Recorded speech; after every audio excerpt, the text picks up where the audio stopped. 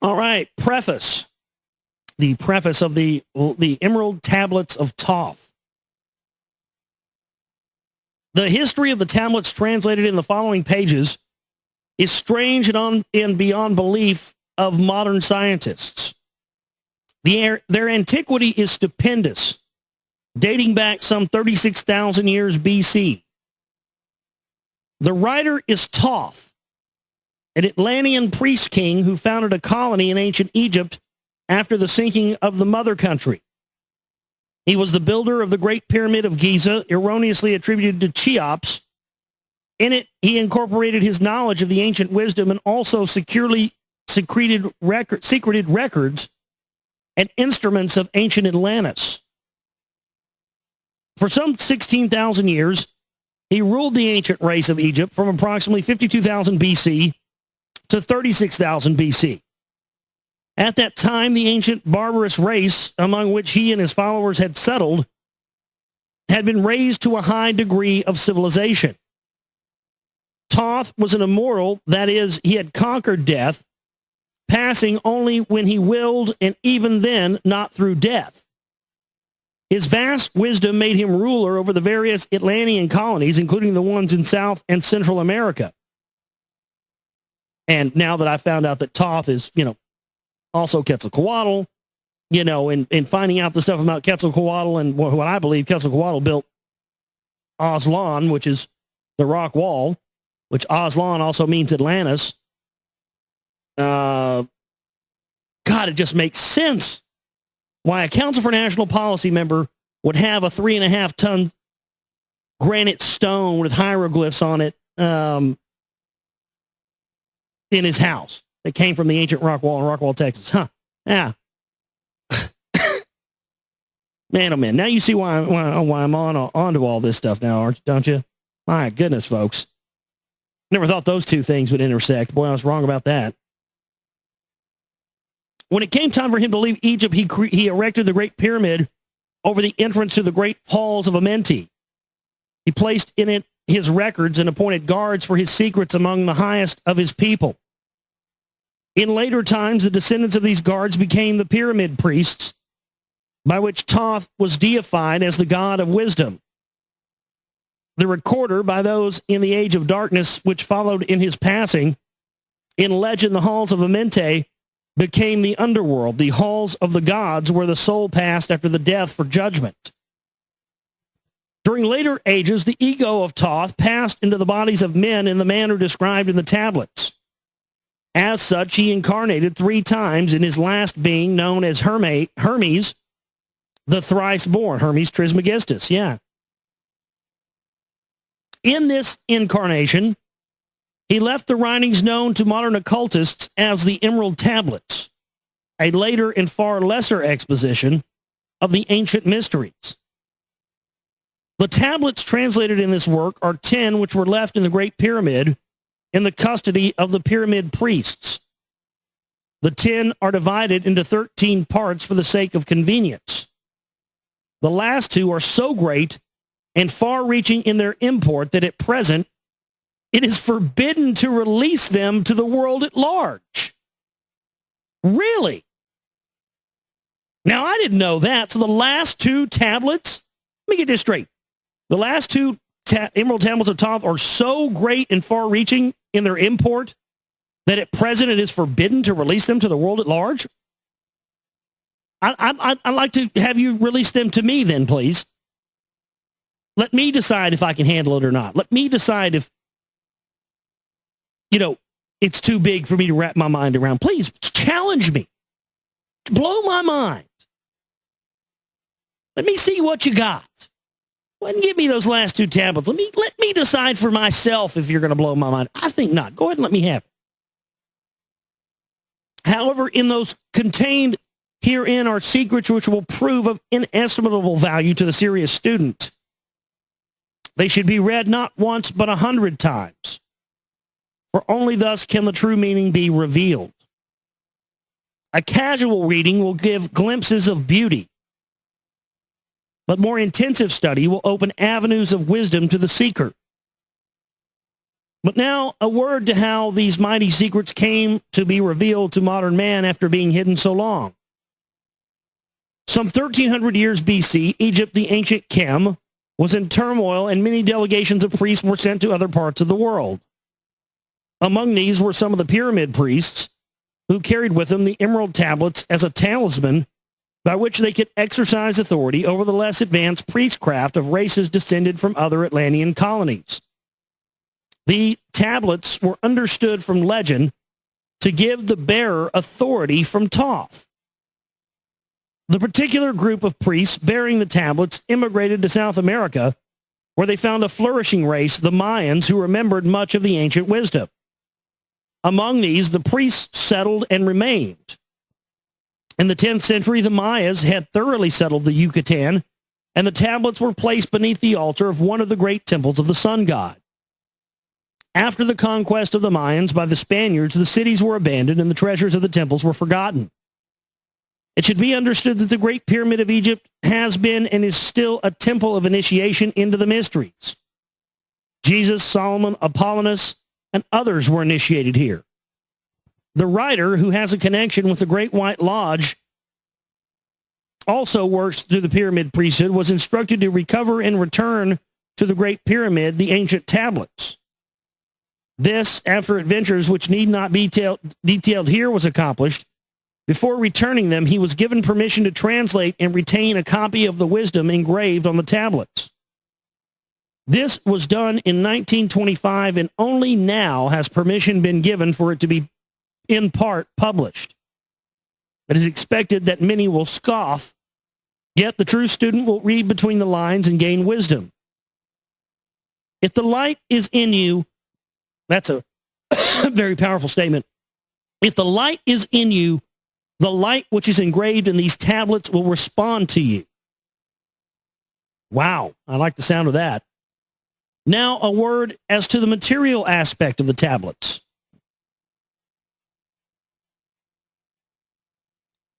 They consist of 12 tablets of emerald green formed from a substance created through alchemical transmutation. They are imperishable, resistant to all elements and substances, and in effect, the atomic and cellular structure is fixed, no change ever taking place. In this respect, they violate the material law of ionization. Upon them are engraved characters in the ancient Atlantean language, characters which respond to attuned thought waves, releasing the associated mental vibration in the mind of the reader. The tablets are fastened together with hoops of golden-colored alloy suspended from a rod of the same material. The wisdom contained therein is the foundation of the ancient mysteries. And for the one who reads with open eyes and open mind, his wisdom shall be increased 100-fold. Read, believe or not, but read. And the vibration found therein will awaken a response in your soul. In the following pages, I will reveal some of the mysteries which has as yet only been touched upon lightly either by myself or by other teachers or the students of truth. Man's search for understanding of the laws which regulate his life has been unending, yet always just beyond the veil which shields the higher planes from the material man's vision. The truth has exited, ready to be assimilated by those who enlarge their vision by turning inward or outward, not outward, in their search. In the silence of material senses lies the key to the unveiling of wisdom. He who talks does not know. He who knows does not talk. The highest knowledge is unutterable, for it exists as an entity in lanes which transcend all material words or symbols. All symbols are but keys to doors leading to truths, and many times the door is not opened because the key seems so great that the things which are beyond it are not visible. If we can understand that all keys, all material symbols, are manifestations and are but extensions of a great law and truth, we will begin to develop the vision which will enable us to penetrate beyond the veil. All things in all universes move according to law, and the law which regulates the movement of the planets is no more immutable than the law which regulates the material expressions of man. One of the greatest of all cosmic laws is that which is responsible for the formation of man as a material being. The great aim of the mystery schools of all ages has been to reveal the workings of the law which connect man and the material and the spiritual. The connecting link between the material man and the spiritual man is the intellectual man, for the mind partakes of both the material and immaterial qualities. The aspirant for higher knowledge must develop the intellectual side of his nature and so strengthen his will that it is able to concentrate all powers of his being on and in the plane he desires. The great search for light, life, and love only begins on the material plane, carried to its ultimate, its final goal, its complete oneness with the universal consciousness. The foundation in the material is the first step. Then comes the higher goal of spiritual attainment. In the following pages, I will give an interpretation of the Emerald Tablets and their secret, hidden, esoteric meanings. Concealed in the words of Thoth are many meanings that do not appear on the surface. Light of knowledge brought to bear upon the tablets will open many new fields of thought. Read and be wise, but only if the light of your own consciousness awakens the deep-seated understanding, which is an inherent quality of the soul. Heavy stuff there. Yowza. So that's a preface of the Emerald Tablets of Thoth.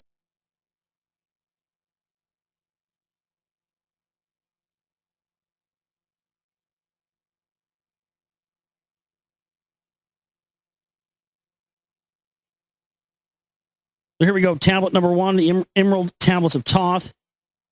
I, Thoth, the Atlantean master of mysteries, keeper of records, mighty king magician living from a generation to generation, being about to pass into the halls of Amenti, set down for the guidance of those that are to come after these records of the mighty wisdom of the great Atlantis. In the great city of Kior on the island of Undal, in a time far past, I began this incarnation.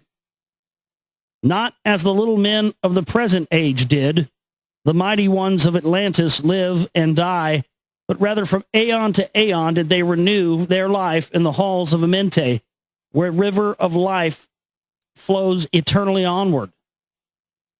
100 times 10 have I descended the dark way that led into light.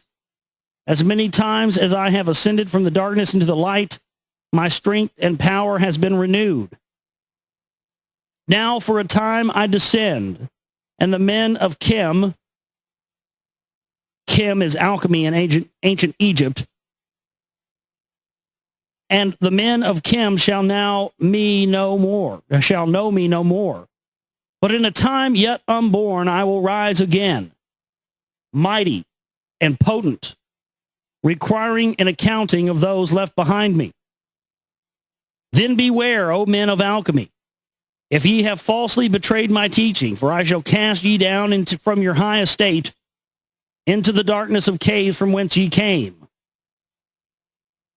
Betray not my secrets to the men of the north or the men of the south, lest my curse fall upon you.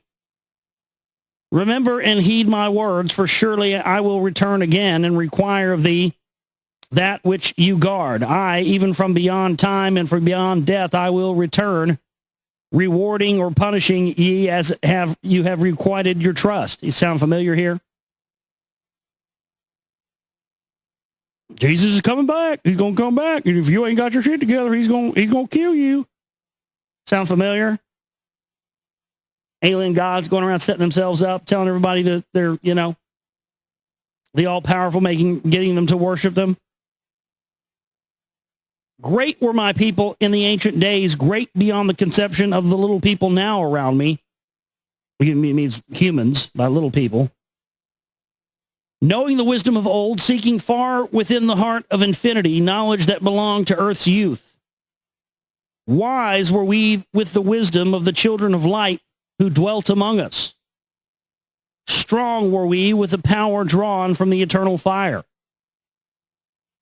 In all of these, greatest among the children of men was my father, Thoth, keeper of the great temple, link between the children of light who dwelt within the temple and the races of men who inhabited the 10 islands. Mouthpiece after the three of the dweller of Unal, speaking to the kings with a voice that must be obeyed. Grew I there from childhood into manhood, being taught by my father the elder mysteries, until in time there grew within the fire of wisdom, until it burst into a consuming flame. Not desired I but the attainment of wisdom, until on a great day the command came from the dweller of the temple that I be brought before him. Few there were among the children of men who had looked upon that mighty face and lived. For not as the sons of men are the children of light when they are not incarnate in a physical body. So when they're not in a physical body, they're just light beings. Sounds like Pleiadians. By the way, we're referencing that movie Knowing a couple of times in the broadcast. That's what comes down and is taking the kids to see life on another planet, Pleiadians. When they start showing up, it's really not good news for your planet. I've heard people saying they've been seeing Pleiadians, in their dreams of like, that's not good news. These guys only show up when a planet's about to be completely fucking destroyed. Chosen was I from the sons of men, taught by the dwellers, so that his purposes might be fulfilled. Purposes yet unborn in the womb of time. Long ages I dwelt in the temple, learning ever and yet ever more wisdom, until I too approached the light emitted from the great fire. Taught me, he did, the path to Amente, the underworld where the great king sits upon his throne of might. Deep I bowed in homage before the lords of life and the lords of death, receiving as my gift the key of life. Free was I from the halls of Amenti, bound not by death to the circle of life.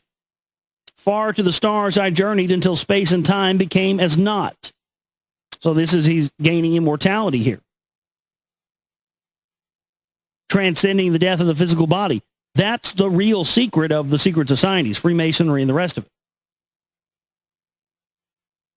Is how to gain immortality by being conscious of of how you reincarnate through the learning of these teachings. That's really what it's all about. And the Anunnaki talked about how they had, they did not give man the gift of long life, but they could. And we have that in us today. It's, all you have to do is turn on a chromosome. And boom, you've got immortality. Interesting, there was an article I didn't cover here tonight, synchronistically, yet again. It's just been synchronicity after synchronicity the past couple of weeks with everything. Article from the Daily Mail says, who wants to live forever? Computer models predict that if humans became immortal, it might actually be bad news. A lot of this has been in the news lately, and it seems that they're starting to figure this out. I think they're starting to figure out this key to immortality thing that the ancients knew. Because again, as I've stated many times, we now have a context for what these, the advanced technologies that these ancient texts were talking about. 50 years ago, we didn't, 100 years ago, we didn't. Then, having drunk deep into the cup of wisdom, I looked into the hearts of men, and there I found greater mysteries, and was glad. For only in the search for truth could my soul be stilled and the flame within be quenched. I'm going to get a tattoo of that. Yeah, that's pretty much my credo right there. Wow. For only in the search for truth could my soul be stilled and the flame within be quenched. Down through the ages I lived, seeing those around me taste of the cup of death and return again in the light of life. Gradually from the kingdoms of Atlantis passed waves of consciousness that had been one with me, only to be replaced by a spawn of a lower star. That's heavy. That's heavy. Let me read. Oh, man. Gradually from the kingdom of Atlantis passed waves of consciousness that had that had been one with me, only to be replaced by the spawn of a lower star. This is an interesting statement. That's like, one collective consciousness and everyone in a community or a planet or a world or whatever having the same consciousness, and then that going away and then being replaced with something of much lower quality. That's incredible. In obedience to the law, the word of the master grew into flower. Downward into the darkness turned the thoughts of the Atlanteans until at last, in this wrath arose from his great Agwanti, the dweller. This word has no English equivalent. It means a state of detachment. Speaking the word, calling the power. Deep in the earth's heart, the sons of Amenti heard and are hearing and directing the changing of the flower of fire that burns eternally, changing and shifting using the logos until that great fire changed its direction. Now, what are they talking about here? They're talking, deep in the heart of the earth. They're talking about the changing the core, the direction of the core, the way the core of the earth spins. That's interesting. Over the world then broke the great waters, drowning and sinking, changing earth's balance until only the temple of light was left. Standing on the great mountain of Endal, still rising out of the water, some there were who were living, saved from the rush of the fountains. Called to me then the master, saying, gather ye my people. Take them by the arts ye have learned of far across the waters, until you reach the land of the hairy barbarians, dwelling in caves of the desert. Follow there the plan that you know of. I gathered my people and entered the great ship of the master. Upward we rose into the morning. Dark beneath us lay the temple. Suddenly over it rose the waters. Vanished from earth until the time appointed was the great temple. Fast we fled toward the sun of the morning, until beneath us lay the land of the children of Chem. Raging, they came with cudgels and spears, lifted in anger, seeking to slay and utterly destroy the sons of Atlantis. Well, you got to watch that movie, 10,000 BC. You hadn't seen that. It ties right in with that. Pretty interesting. I don't want to ruin it for you if you haven't seen it, but then I raised my staff and directed a ray of vibration, striking them in their tracks as fragments of the stone of the mountain. I love this. Because, what do you cleanse have to say about this now? Here's more translations from ancient texts. These not done by Zechariah Sitchin. And here we have the same stuff verbatim that's in Sumerian text.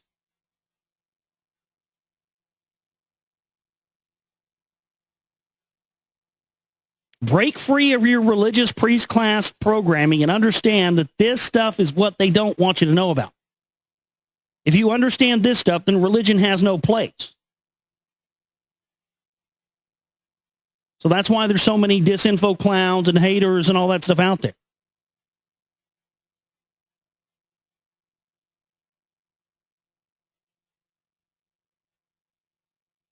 I then raised my staff and directed a ray of vibration, striking them still in their tracks as fragments of stone of the mountain. Then I spoke to them in words calm and peaceful, telling them of the might of Atlantis, saying we were children of the sun and its messengers. I cowed them by my display of magic science, until at my feet they groveled and I released them. Long dwelt we in the land of Chem, long and yet long again, until obeying the commands of the master, who while sleeping yet lives eternally, I sent from me the sons of Atlantis, sent them in many directions, that from the womb of time wisdom they might rise again in her children. For a long time I dwelt in the land of Chem, doing great works by the wisdom within me. Upward I grew into the light of knowledge. The children of Chem were watered by the rains of my wisdom. Blasted I then a path to Amente so that I might retain my powers, living from age to age as a son of Atlantis, keeping the wisdom, preserving the records.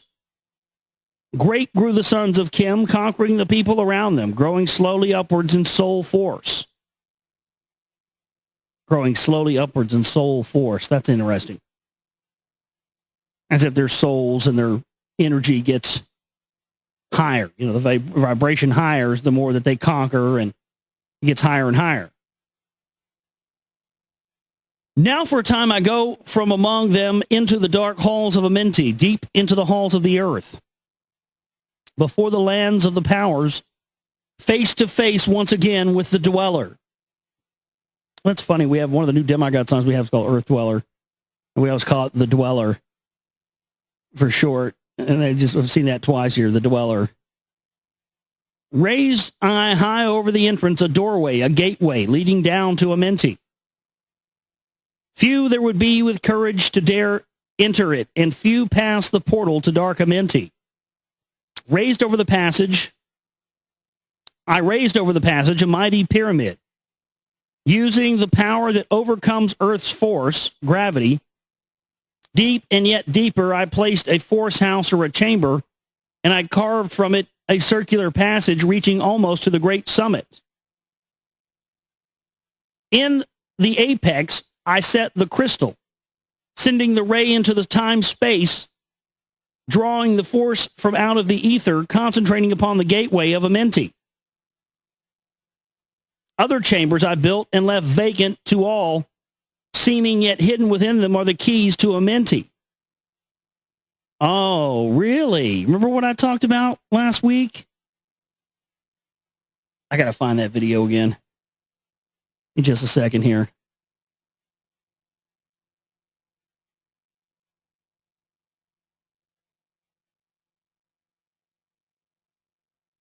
Great pyramid, a strange sacred door at the top of the half in the Queen's chamber. I'm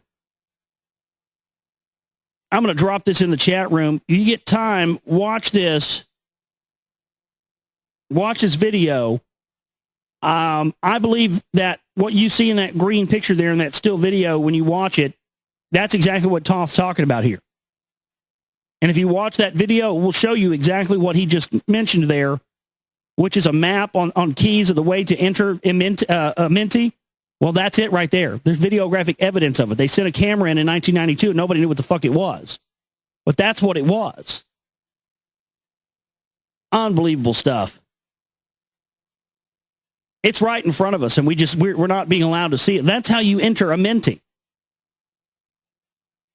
It's all built into the pyramids. They're gonna destroy those motherfuckers before it's over with.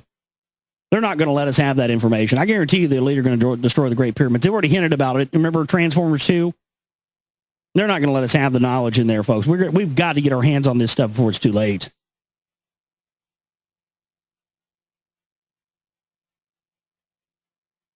Other chambers I built and left vacant to all, seeming yet hidden within them, are the keys to Amenti. That's it right there.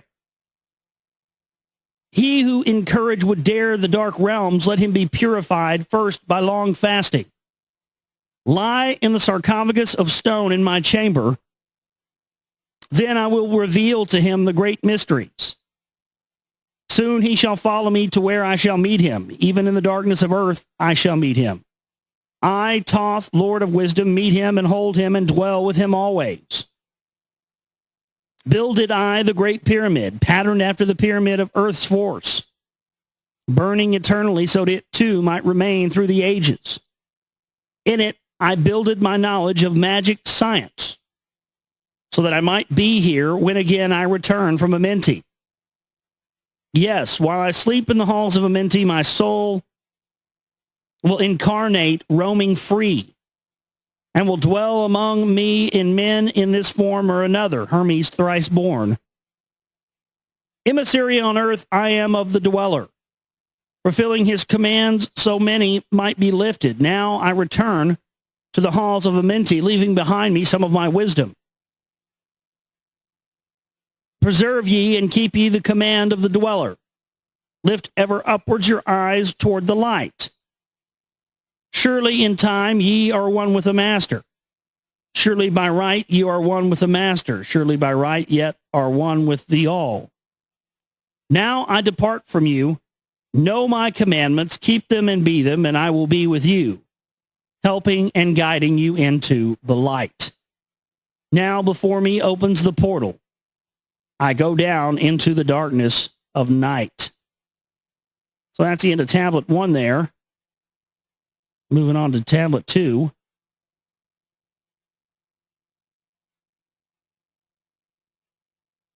Tablet number 2 of the Emerald Tablets of Thoth here. Deep in Earth's heart lie the halls of Amenti.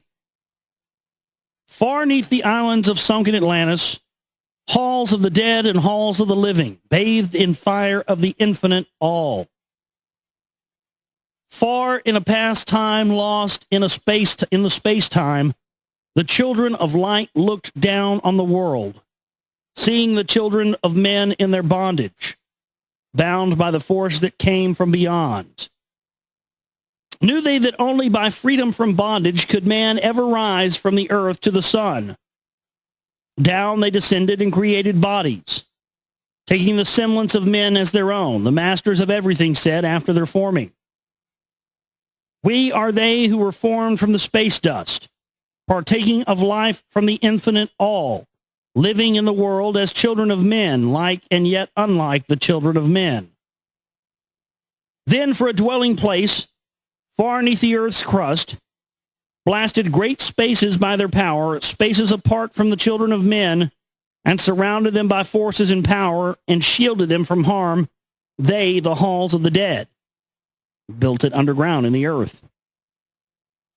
Side by side then placed they other spaces, filled them with life and with light from above. They then builded the halls of Amenti, that they might eventually dwell there, living with life to eternity's end. 32 were there of their children, sons of light who had come among men, seeking to be free from the bondage of darkness, those who were bounded by the force from beyond. Deep in the halls of life grew a flower, flaming, expanding, driving backward towards the night. Placed in the center a ray of great potence, life-giving, light-giving, feeling with power all who came near it. Placed they around it thrones, 32, places for each of the children of the night. Placed so that they were bathed in the radiance, filled with the life from the eternal light. There, time after time, they placed their first created bodies, so that they might be filled with the spirit of life. 100 years out of each 1,000 must the life-giving light flame forth on their bodies, quickening, awakening the spirit of life. There in the circle from aeon to aeon sit the great masters, living a life not known among men. There in the halls of life they lie sleeping. Free flows their soul through the bodies of men. Time after time, while their bodies lie sleeping, incarnate they into the bodies of men, teaching and guiding onward and upward, out of the darkness into the light. There in the hall of life, filled with their wisdom, know not to the races of man, living forever neath the cold. Fire of life sit the children of light. Times there are when they awaken, and they come from the depths to the lights to be among men. Infinite they among the finite men find. He who by progress has grown from the darkness, lifted himself from the night into light, free he is made of the halls of Amenti, free of the flower of light and of light. Guided he then by wisdom and knowledge, passes from men to the master of life. It's almost like a song. It's a rhythmic almost. Guided by he by wisdom and knowledge, passes from men to the master of life. It's almost got, it's got a rhythmic quality to it. That's interesting. You put this stuff to music, does the frequencies of singing this, open the fucking portal to the halls of Amenti? I don't know. Could be. There he may dwell as one with the masters, free from the bonds of the darkness of light. Seated within the flower of radiance sit 7 lords from the space-times above us, helping and guiding through infinite wisdom the pathway through time of the children of men. Mighty and strange, they veiled with their power, silent, all-knowing, drawing the life force, different yet one with the children of men, and different yet one with the children of light. Custodians and watchers of the force of man's bondage, ready to lose when the light has been reached. First and most mighty sits the veiled presence, Lord of lords, the infinite nine. Over the other from each the lords of the cycles. 3, 4, 5, and 6, 7, 8, each with his mission, each with his powers, guiding, directing the destiny of man. There they sit, mighty and potent, free of all time and space. Not of this world they are, yet akin to it. Elder brothers they of the children of men, judging and weighing. They with their wisdom watching of the progress of light among men. There before them I was led by the dweller, watched him blend with one from above. Then from he came forth a voice, saying, Great art thou, Thoth, among children of men, free henceforth of the halls of Amenti, master of life among children of men. Taste not of death except as thou wilt. Well, that sounds like Crowley. Taste not of death except as thou will it. Drink thou of life to eternity's end. Henceforth forever is life. Thine is for the taking. Henceforth is death at the call of thy hand. Dwell here or leave here when thou desireth. Free is Amenti to the Son of Man. Take thou up life in what form thou desireth. Child of the light that has grown among men, choose thou thy work, for all must labor. Never be free from the pathway of light. One step thou hast gained on the long pathway upward, infinite now is the mountain of light. Each step thou taketh but heightens the mountain. All of thy progress but lengthens the goal. Approach ye ever the infinite wisdom. Ever before thee recedes the goal. Free are ye made now of the halls of Amenti, to walk hand in hand with the lords of the world, one in one purpose, working together to bring light to the children of men. Then from his throne came one of the masters, taking my hand and leading me onward through the halls of the deep hidden land. He led me through the halls of Amenti, showing me the mysteries that are known not to man.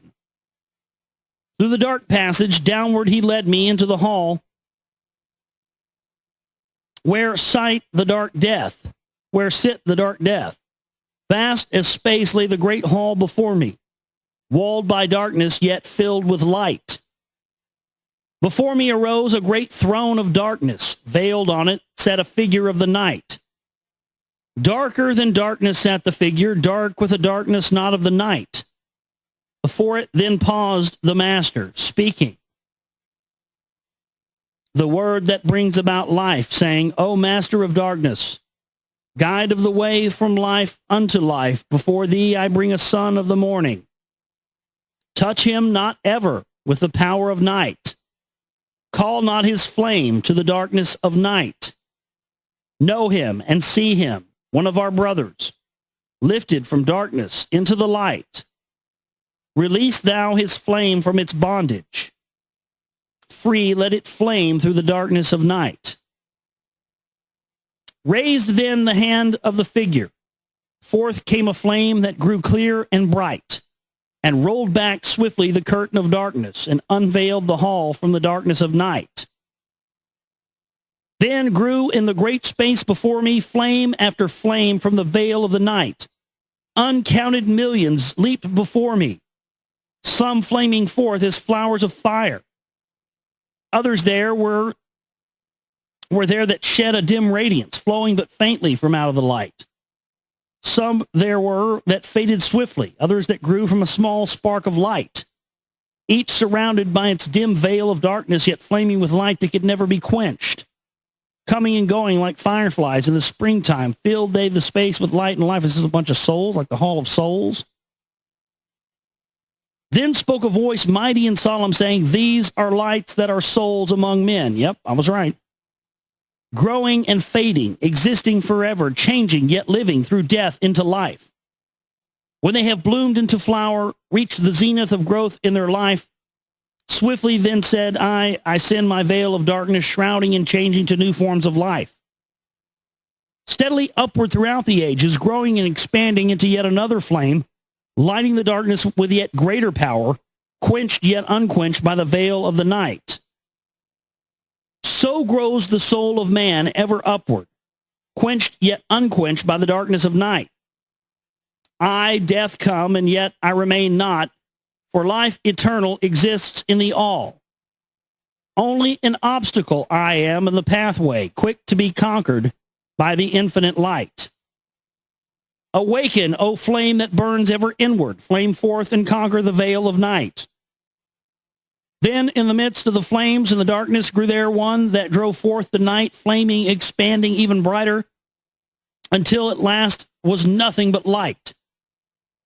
Then spoke my guide, the voice of the Master. See your own soul as it grows in the light, free now forever from the Lord of the night. Forward he led me through many great spaces filled with the mysteries of the children of light, mysteries that man may never know, yet of he too is of a son of the light. Backward then he led me into the light of the hall of the light.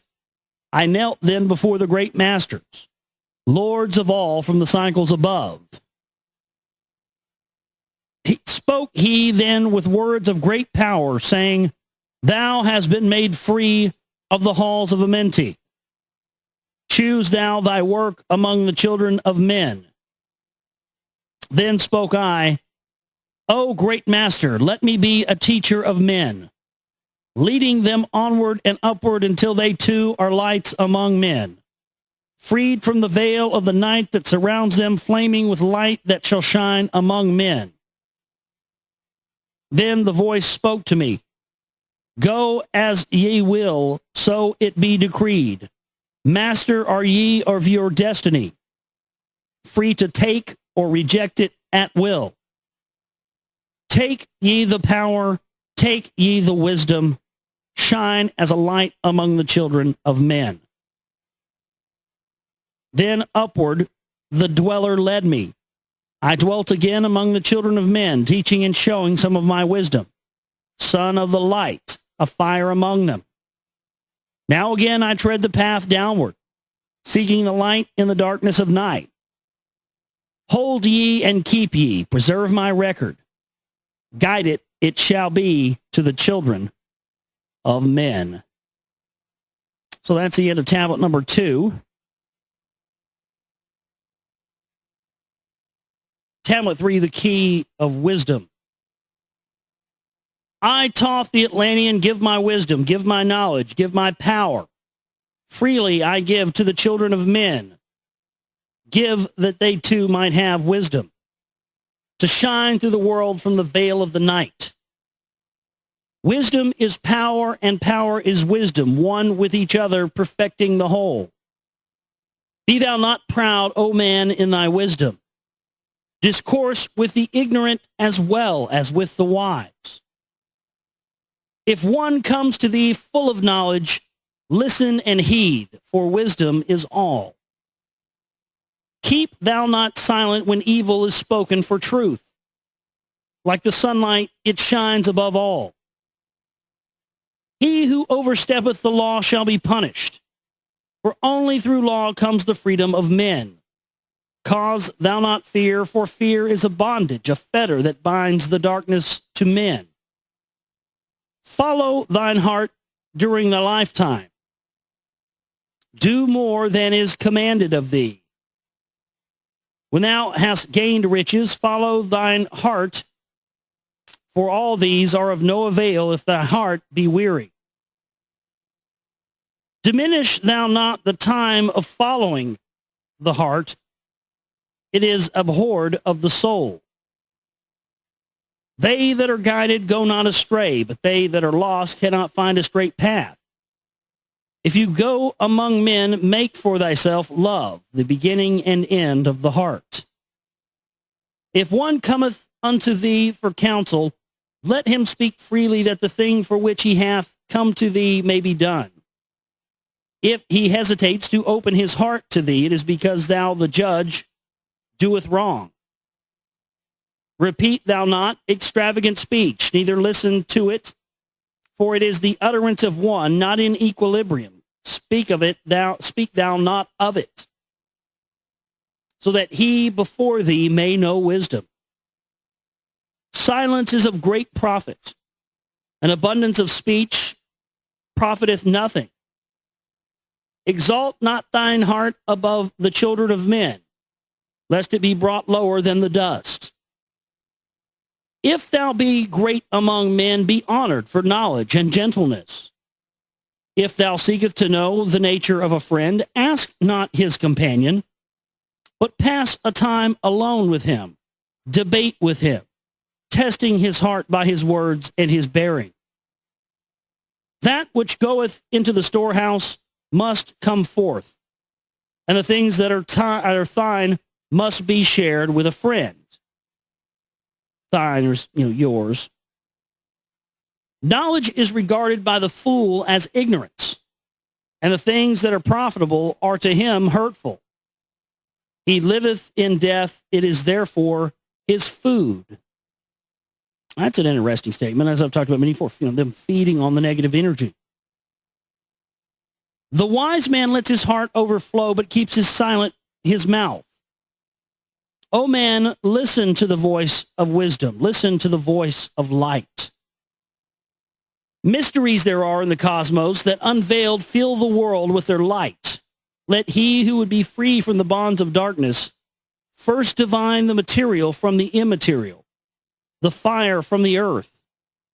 For know ye that as earth descends to earth, so also fire ascends into fire and becomes one with the fire. He who knows the fire that is within himself shall ascend unto the eternal fire and dwell in it eternally. Fire, the inner fire, is the most potent force of all, for it overcometh all things and penetrates to all things of the earth.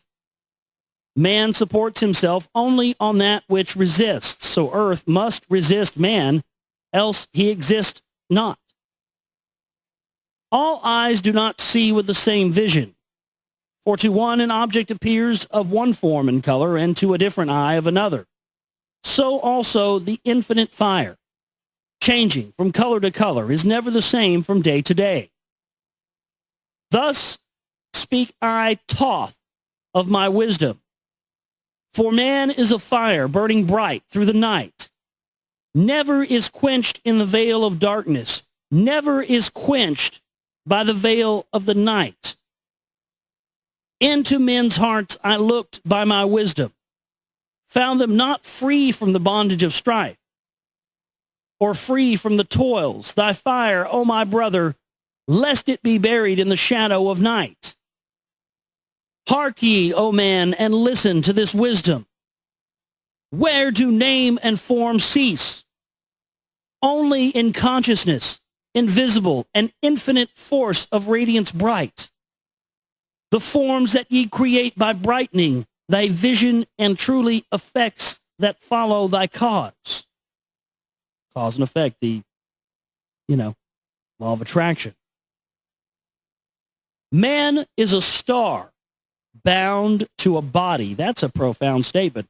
I know that,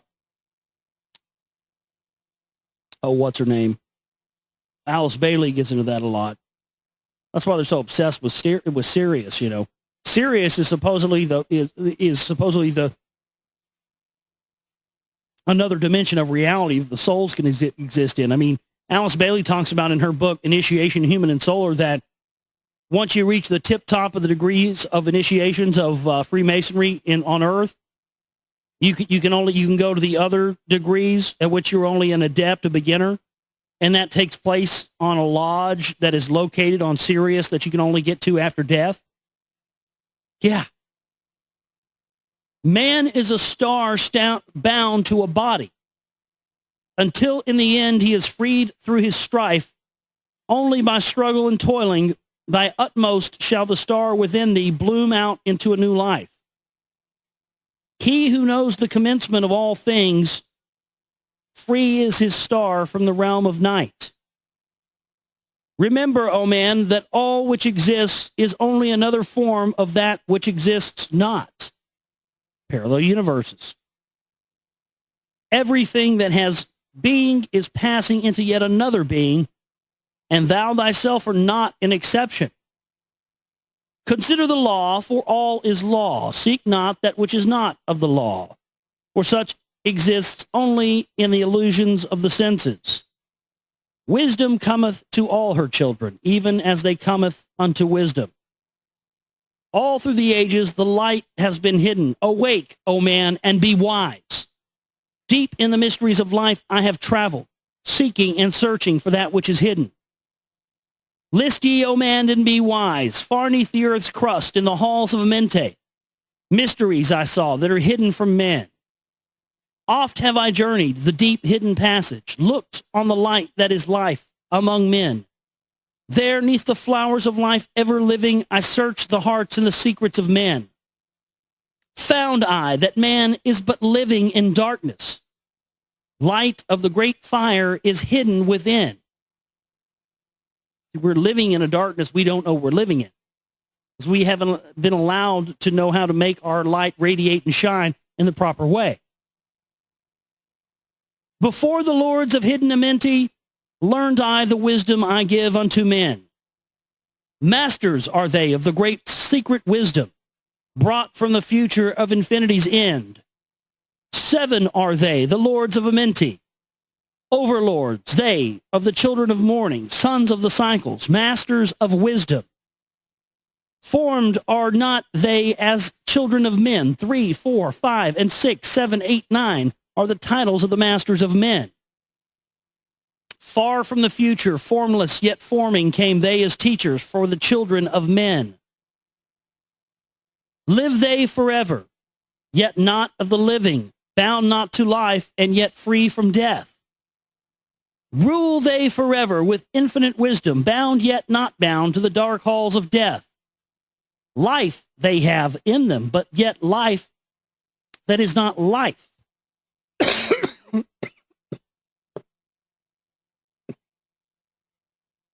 Free from all are the lords of the all.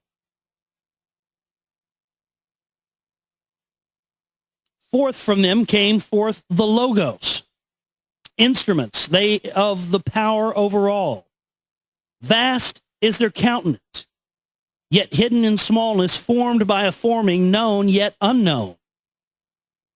Is that where the known, unknown, known things comes from fucking Rumsfeld? You've been hitting the sauce, reading the Emerald Tablets of Thoth. Somebody needs to put that in a song. Hitting the sauce, reading the Emerald Tablets of Thoth. 4 is he who loses the power. Lord, he of life to the children of men. Light is his body. Flame is his countenance. Freer of souls to the children of men. 5 is the master, the Lord of all magic. Key to the word that resounds among men. 5 magics.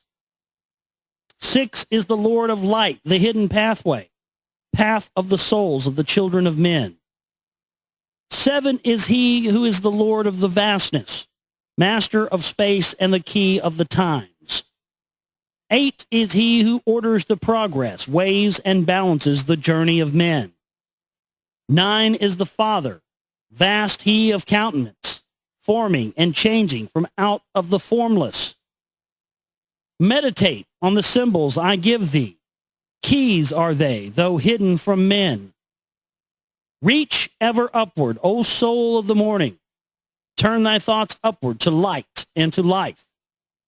Find in the keys of the numbers I bring thee, light on the pathway from life unto life. Seek ye with wisdom. Turn thy thoughts inward. Close not thy mind to the flower of light. Place in the body a thought-formed picture. Think of the numbers that lead thee to life. Clear is the pathway to he who has wisdom. open the door to the kingdom of light. Pour forth thy flame as a sun of the morning. Shut out the darkness and live in the day. Take thee, O man, as part of thy being, the seven who are but not as they seem. Opened, O man, have I my wisdom. Follow the path in the way that I have led. Masters of wisdom, son of the morning light and life to the children of men. So that's the end of tablet 3 there. Wow, just more interesting stuff from the Emerald Tablets of Thoth.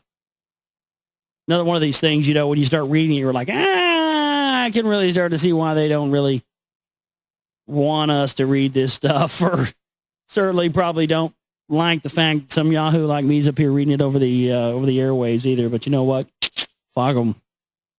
We're here to do a job. We're here to get information out. We're here to hopefully try and get you to have a newer understanding of this stuff. And I think that only comes with new information and looking at new stuff a different way, and maybe looking at things you hadn't looked at before, or looking at things you did look at before, but with, you know, new eyes and new context. That's the important thing, is always stay on top of, you know, just because you read something 10 years ago doesn't mean that, you know, that you're going to feel the same way about it now. Same way with movies or music or anything, you know. Let's go back and revisit those things after you've grown, and that could sometimes be a yardstick for just how far you've come and how much farther you need to go.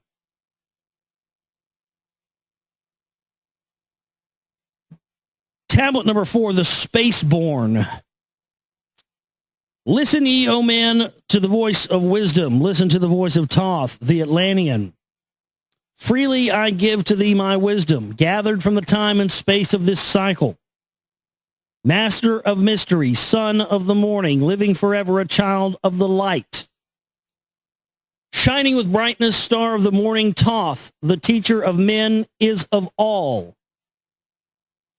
Long time ago, I in my childhood lay 'neath the stars on long-buried Atlantis, dreaming of mysteries for above men, far above men. Then in my heart grew there a great longing to conquer the pathway that led to the stars. Year after year I sought their wisdom, seeking new knowledge, following the way, until at last my soul in great travail broke from its bondage and bounded away. Free I was from the bondage of earthmen. Free from the body, I flashed through the night. Unlocked at last for me was the star space. Free was I from the bondage of night. Now to the end of space sought I wisdom, far beyond knowledge of finite man.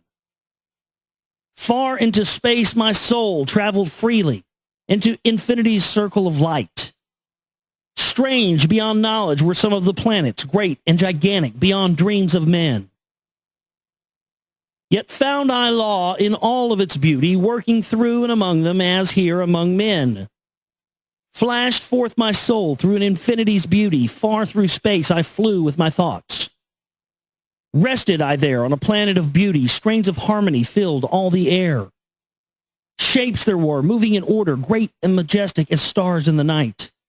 Mounting in harmony, ordered equilibrium, symbols of the cosmic like unto law. Many the stars I passed in my journey, many the races of men on their worlds, some reaching high as the stars of the morning, some falling low in the blackness of night. Each and all of them struggling upward, gaining the heights and plumbing the depths, moving at times in realms of brightness, living through darkness, gaining the light. Know, O man, that light is thy heritage. Know that darkness is only a veil. Sealed in time, heart is brightness eternal. Waiting the moment of freedom to conquer, waiting to rend the veil of night. Some I found who had conquered the ether, free of space were they while yet they were men. Using the force that is the foundation of all things, far in a space constructed they a planet. This sounds like Star Wars. I mean, the beginning of this was like in a galaxy a long time ago, far, far away. Now she's talking about using the Force. I mean, it's a fact. There's all kinds of stuff that's from occult literature in Star Wars. There's just no denying it. But, I mean, this is pretty blatant right here, guys. I mean, a long time ago, galaxy far, far away, using the Force that is the foundation of all things. Far in space, they constructed a planet, the Death Star, drawn by the Force that flows through all, condensing, coalescing into ether, into forms. They grew as they willed. I mean, that sounds like the fucking Emperor, doesn't it? Outstripping in science, they all of the races, mighty in wisdom, sons of the stars. Long time I paused, watching their wisdom. Saw them create from out of the ether cities, gigantic of rose and gold, formed forth from the primal element, base of all matter, the ether, far flung. Far in the past, they had conquered the ether, freed themselves from the bondage of toil. Freed themselves from the bondage of toil. That means they freed themselves from, because that's what the Anunnaki, remember, just like our listener pointed out, a lot of similarities here with these translations of these tablets. Between the Lost Book of Enki, Sumerian tablets, this, very similar writing here. But the bondage of the toil is the bondage of, that's what they talked about, humanity to toil in bondage for eternity on behalf for the Anunnaki. They formed in mind only a picture and swiftly created, it grew. For then my soul sped throughout the cosmos, seeing ever new things and old, learning that man is truly space-born, a son of the sun, a child of the stars. Know ye, O man, wherever from ye inhabit, surely it is one with the stars. Thy bodies are nothing but planets revolving around their central suns, or heart. When ye have gained the light of all wisdom, free shall ye be to shine in the ether.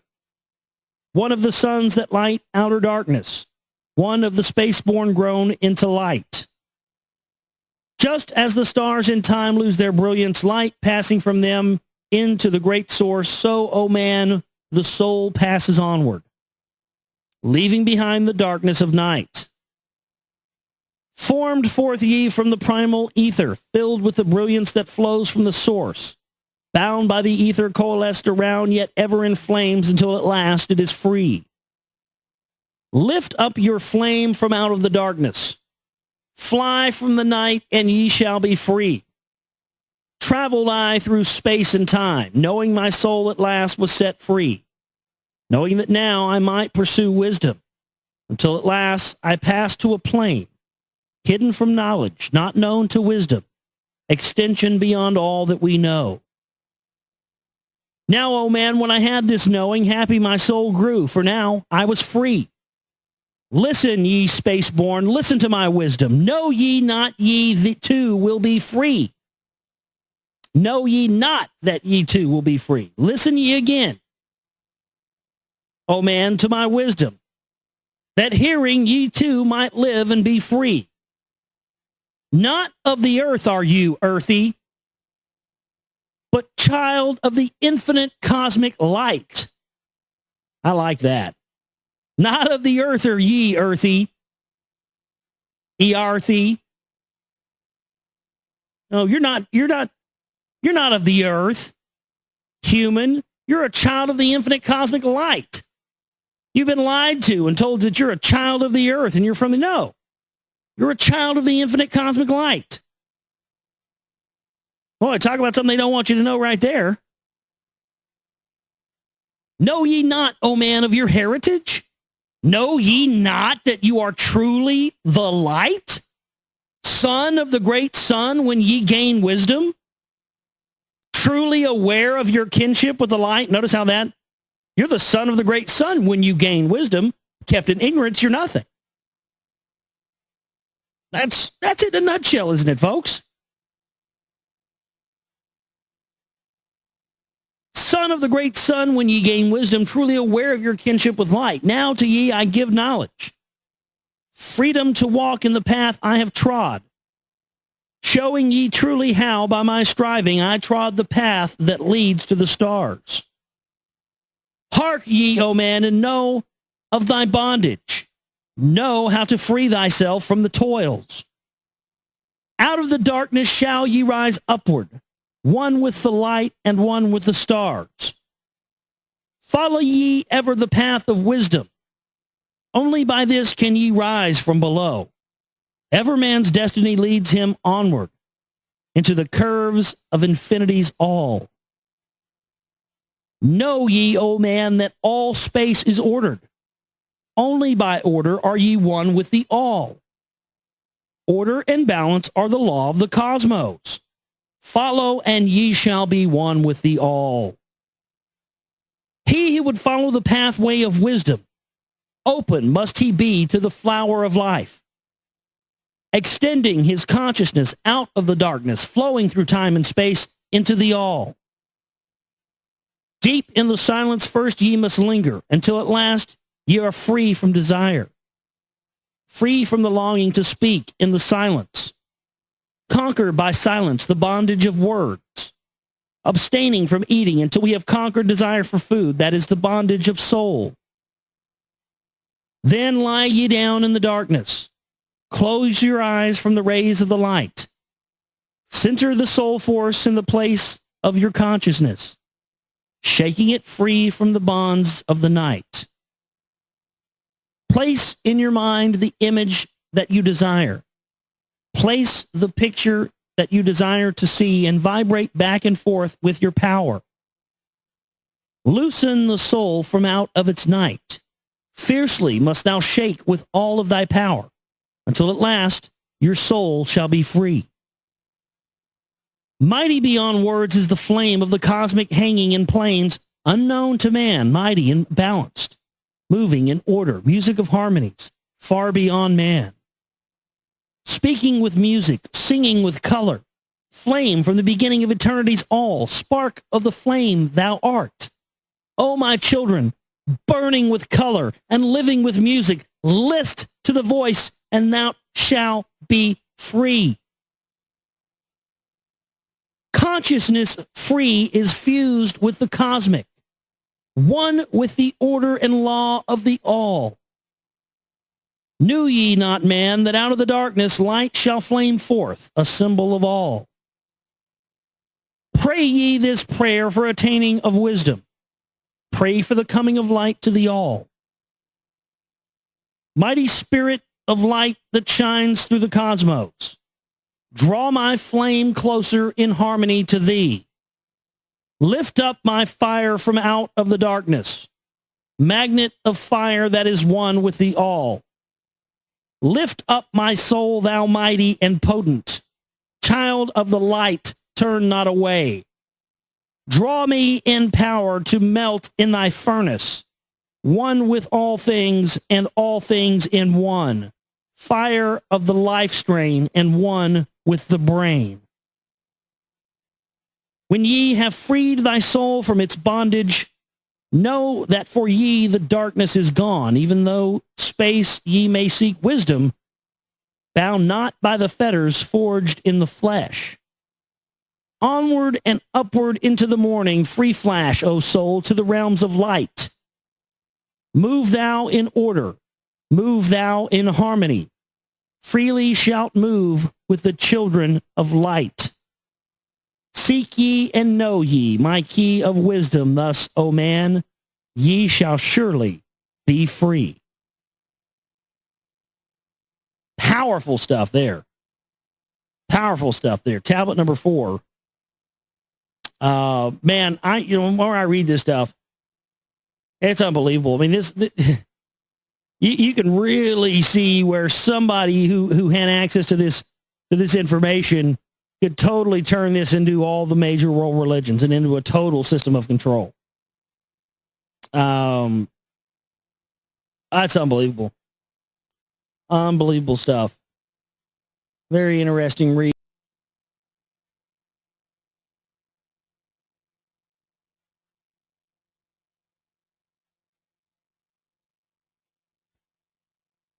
Know ye, O man, the harlot, the master, was never one with the children of men. Out of the ether, he called the substance and molded it by the power of Etolon into the forms he built with his mind. Mile upon mile, it covered the island. Space upon space, it grew in its might. Black, yet not black, but dark like the space of time. Deep in its heart, the essence of light. Swiftly the temple grew into being, molded and shaped by the world of the dweller. Called from the formless into a form. Builded he then within it great chambers, filled them with forms called forth from the ether.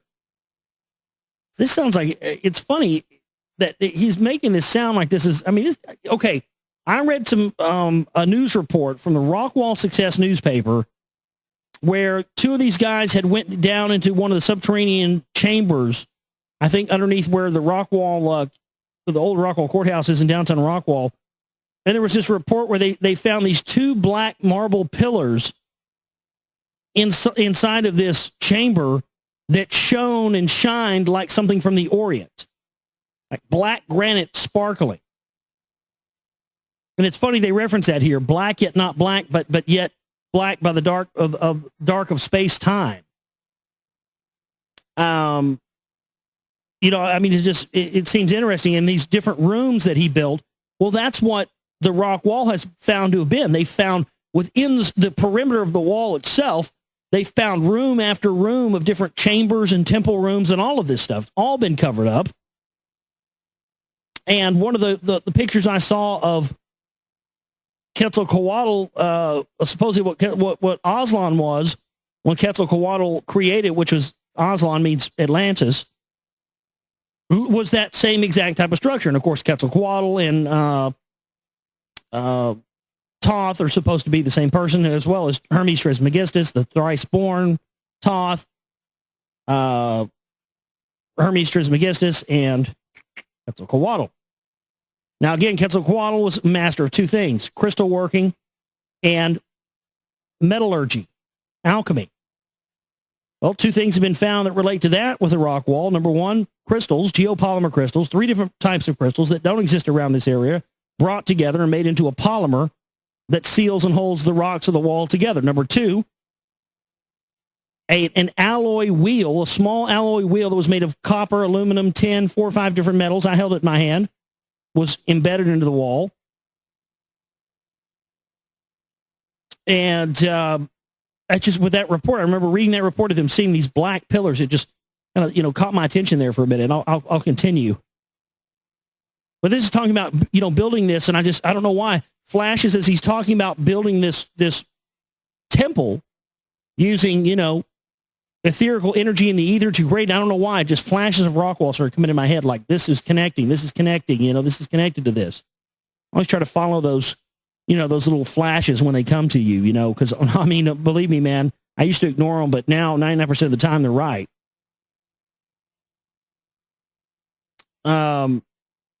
Swiftly the temple grew into being, molded and shaped by the word of the dweller. Called from the formless into a form, builded he then within it great chambers. Filled them with forms called forth from the ether, filled them with wisdom called forth from his mind. Formless was he within its temple, yet he was formed in the image of men. Dwelling among them, yet not of them, strange and far different was he of the children of men. Chose he then from among the people 3 who became his gateway. So he chose 3 people to incarnate into. Choose he the 3 from the highest to become his links with Atlantis. Messengers, they who carried his counsel to the kings of the children of men. Brought he forth others and taught them wisdom. Teachers, they to the children of men. Placed he them on the island of Undal to stand as teachers of light to men.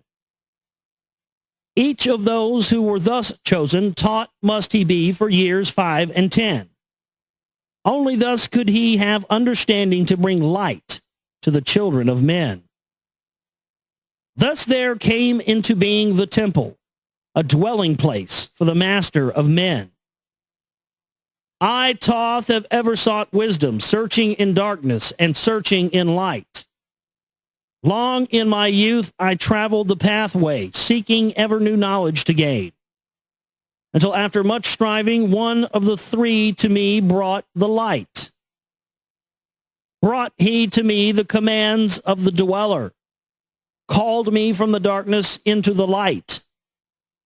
Brought he me before the dweller, deep in the temple before the great fire.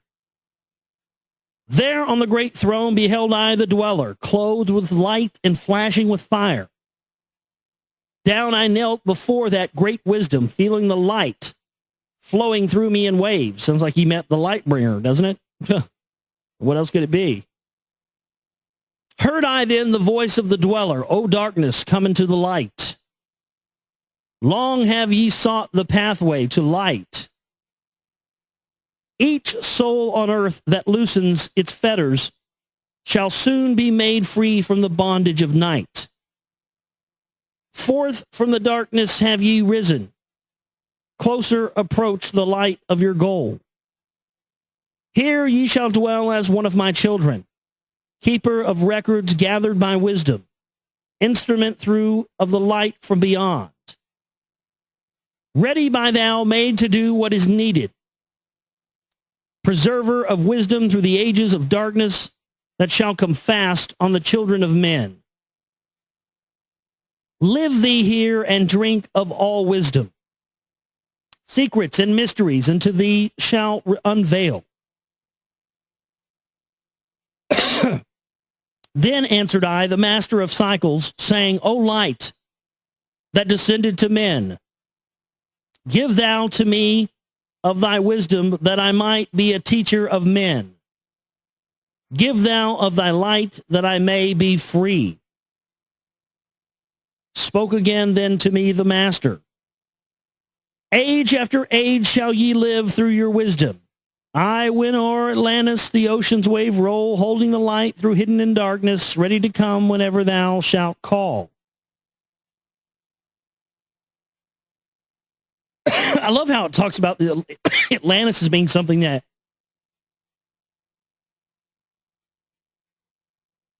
was not just exist one time. The way they talk about that and the reference that they reference that as there being multiple Atlantises.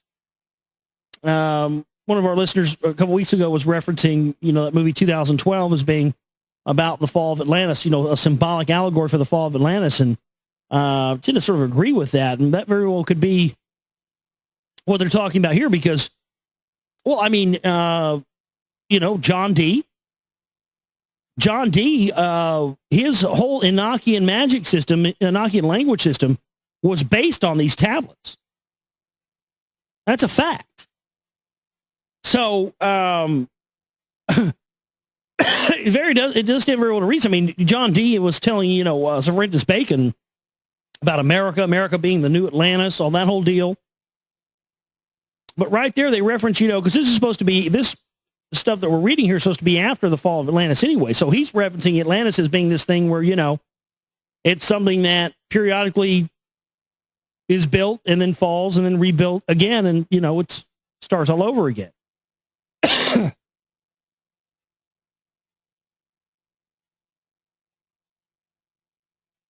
When over Atlantis, the ocean waves roll, holding the light, though hidden in darkness, ready to come whenever thou shalt call.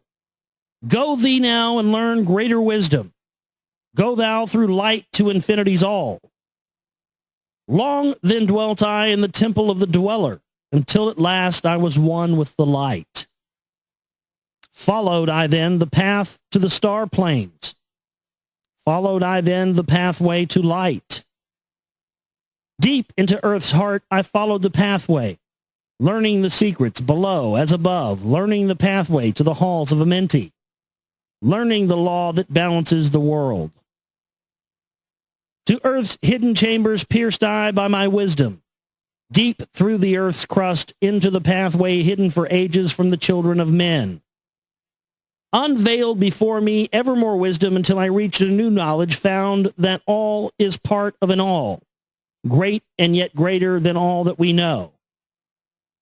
We had that in the news tonight, didn't we?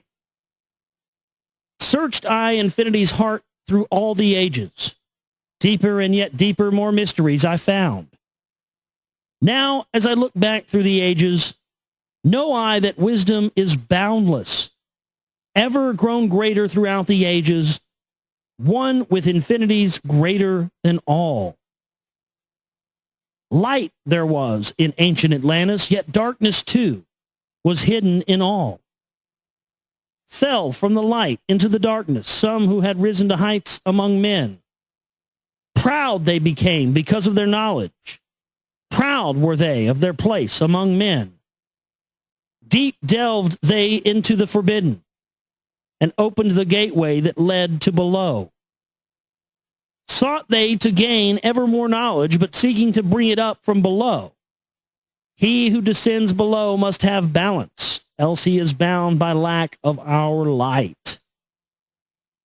Opened they then by their knowledge pathways forbidden to man. Built in his temple, all-seeing the dweller lay in his aguante, while through Atlantis his soul roamed free. Saw he the Atlanteans by their magic, opening the gateway that would bring to earth a great woe. There we are talking about opening this gateway, opening up a portal. Fast fled his soul then back to his body. Up he arose from his aguante. Called he the three mighty messengers. Gave the commands that shattered the world. Deep neath earth's crust to the halls of Amenti, swiftly descended the dweller. Called he then on the powers of the seven lords, wielded, and changed the earth's balance. Sounds like a pole shift. Down sank Atlantis beneath the dark waves, shattered the gateway that had been opened, shattered the doorway that led down below. All of the islands were shattered except Unal, and part of the island of the sons of the dweller. Preserved he them to be the teachers, lights on the path for those to come after, lights for the lesser children of men. Called he then I Thoth before him, gave me commands for all I should do, saying, Take thou, O Thoth, all of your wisdom. Take all of your records, take all of your magic. Go thou forth as a teacher of men. Go thou forth reserving the records until in time light grows among men. Light shall thou be all through the ages, hidden yet found by enlightened men. Over all earth give we ye power. Free thou to give it or to take it away.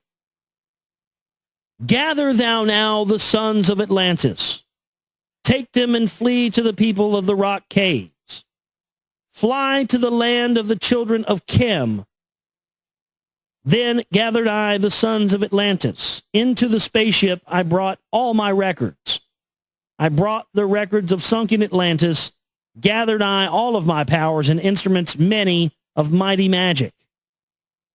Up then we rose on wings of the morning. High we arose above the temple, leaving behind the three and dweller deep in the halls neath the temple, closing the pathway to the lords of the cycles. Yet ever to him who has knowing open shall be the path to Amenti. Fast fled we then on the wings of the morning, fled to the land of the children of Chem. There by my power I conquered and ruled them. Raised I to light the children of Chem. Deep neath their rocks I buried my spaceship, waiting the time when man might be free. Over the spaceship erected a marker in the form of a lion, yet unto a man. There, neath the image, rests yet my spaceship, forth to be brought when the need shall arise. So his spaceship is underneath the Sphinx. Well, that's great. I'm glad we know that now. Know ye, O man, that far in the future invaders shall come from out of the deep. Oh, really? Far in the future invaders shall come from out of the deep.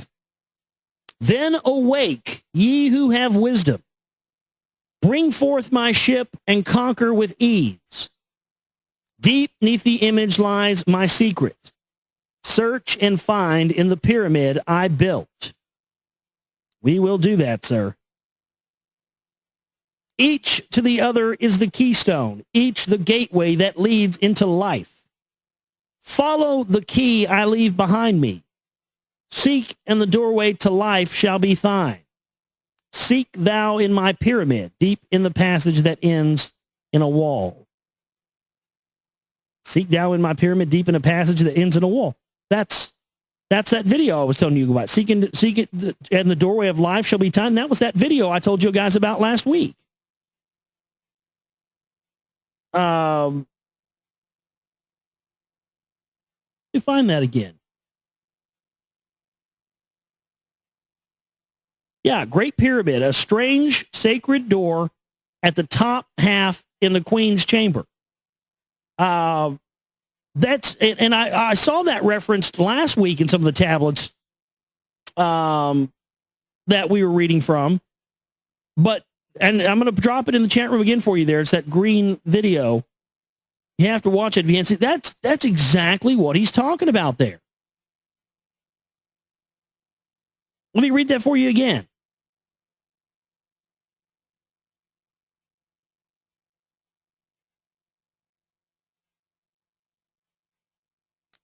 Know ye, O man, that far in the future invaders shall come from out of the deep. Then awake ye who have wisdom. Bring forth my ship and conquer with ease. Deep beneath the image lies my secret. Search and find in the pyramid I built. Each to the other is the keystone, each the gateway that leads into life. Follow the key I leave behind me. Seek, and the doorway to life shall be thine. Seek thou in my pyramid, deep in the passage that ends in a wall. That, in that video, you will see that that's the passageway that ends in a wall. And they sent a robot in there with a camera. And you can see it. It's a star chart. That's what he's talking about here. It's there. And we're just ignoring it?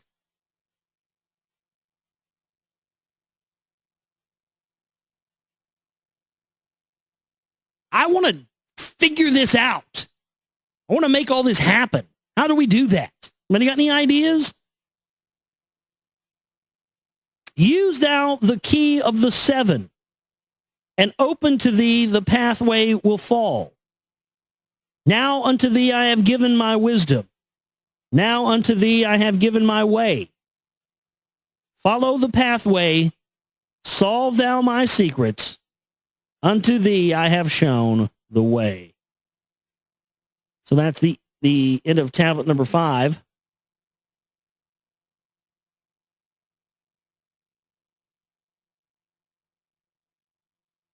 The Key of Magic. The Emerald Tablets of Thoth. Tablet number 6. Hark ye, O man, to the wisdom of magic. Hark the knowledge of powers forgotten. Long ago in the days of the first man, warfare began between darkness and light. Men then as now were filled with both darkness and light, the duality. And while in some darkness held sway, in other light filled the soul.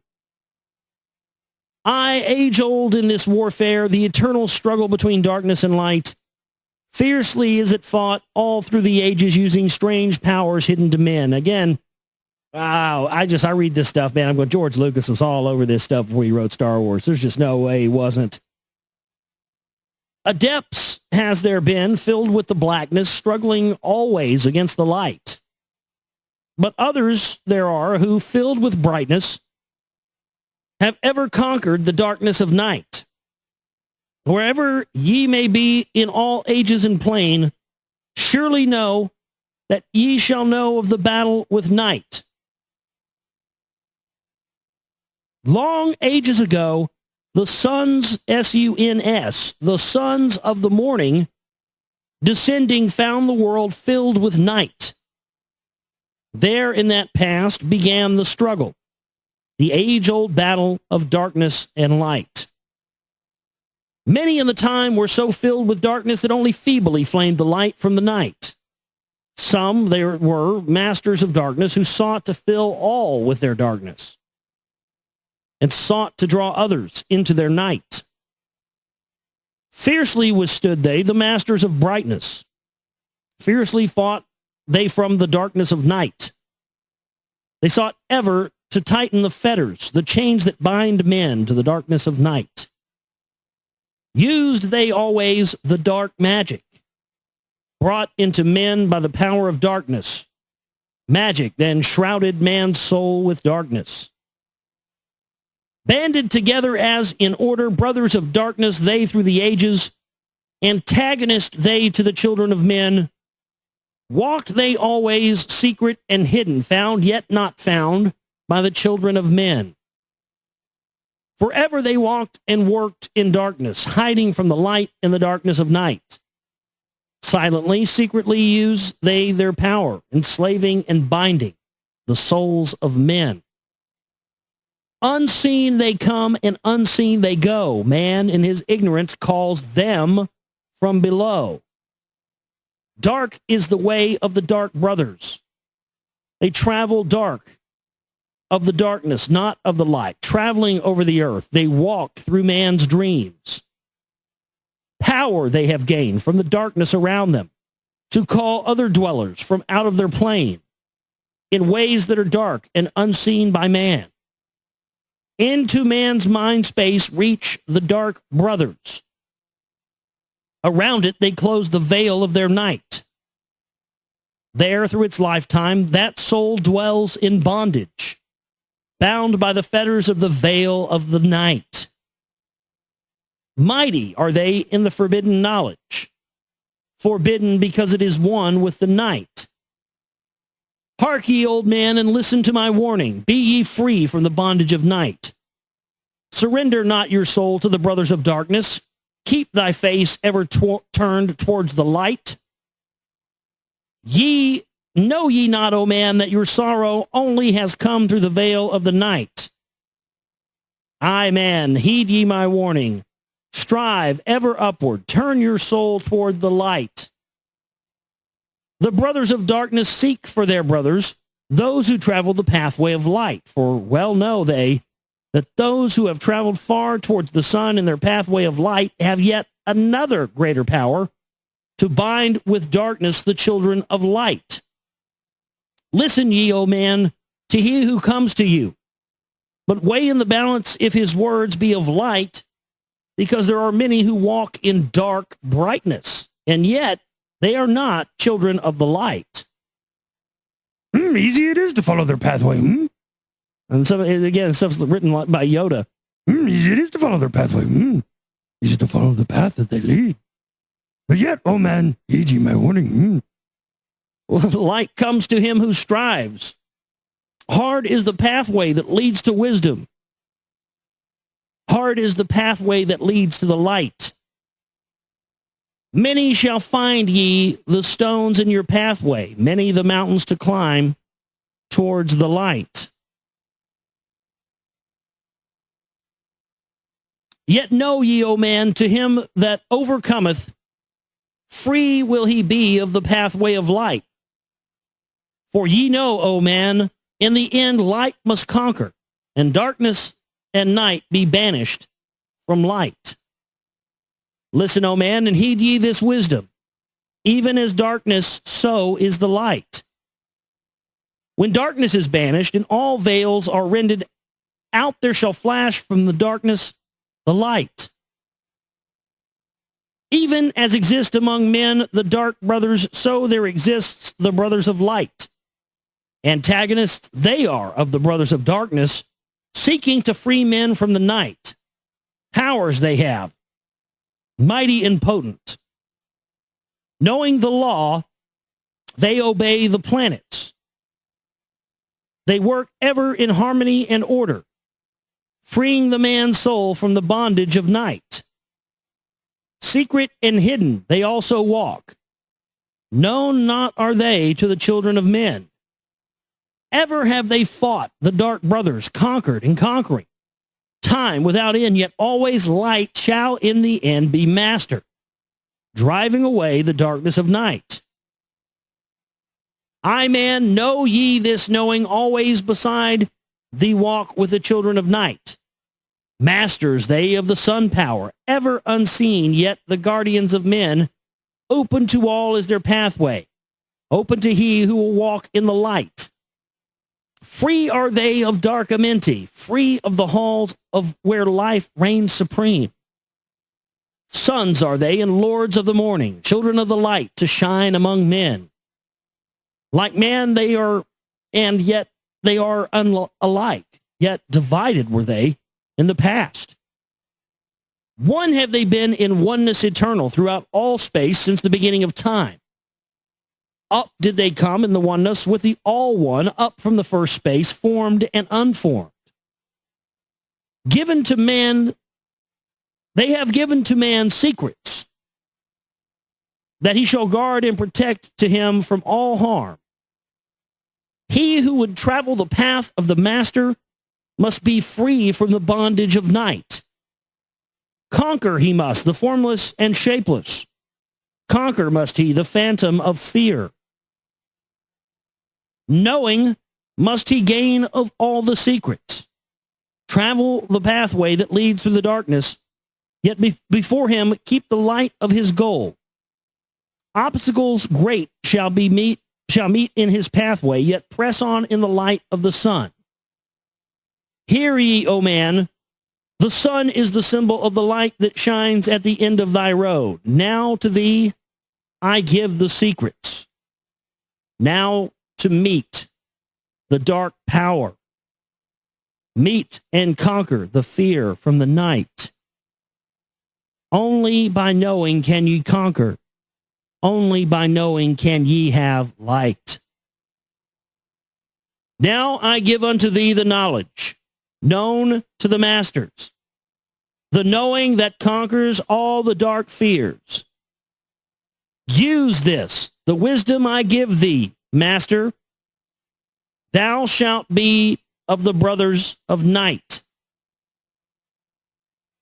When unto thee comes a feeling, drawing thee nearer to the darker gate, examine thine heart and find if the feeling thou hast has come from within. If thou shalt find the darkness thine own thoughts, meaning if those thoughts belong to you, banish them from that place in your mind.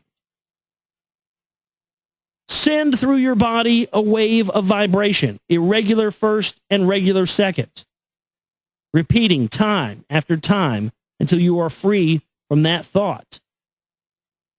Start the wave force in your brain center, pineal gland. Direct it in waves from your head to your foot. But if you find that your heart is not darkened, be sure that a force is directed to thee. Only by knowing can thou overcome it. Only by wisdom can thou hope to be free. Knowledge brings wisdom, and wisdom is power. Attain, and ye shall have power over all. Seek ye first a place bound by darkness. Place a circle around yourself. Stand erect in the midst of this circle. Use this formula, spell. Formula means spell.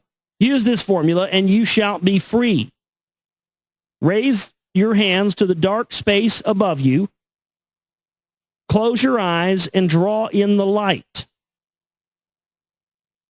Call to the spirit of light through the space-time, using these words, and you shall be free. So draw a circle around yourself. Close your eyes. Imagine the light coming in and say, fill my body, O spirit of life, fill my body with spirit of light. Come from the flower that shines through the darkness. Come from the halls where the seven lords rule. Name them by name. I, the seven, 1, 3, 4, 5, and 6, 7, 8, 9. By their names I call them to aid me. Free me and save me from the darkness of night. Untanas, Guterres, Chital, and Goyana, Huartal, Simveta, Ardal. By their names I implore them. Free me from the darkness and fill me with light. Know ye, O man, that when ye have done this, ye shall be free from the fetters that bind ye. cast off the bondage of the brothers of night. See you not that the names have the power to free by vibration the fetters that bind? Use them at need to free thou yourself, brother, so that he too may come forth from the night. Thou, O man, art thy brother's helper. Let him not lie in the bondage of night. Now unto thee give I my magic. Take it and dwell on the pathway of light. Light unto thee, life unto thee, sun may thou be on the cycle above. So we have a little incantation there.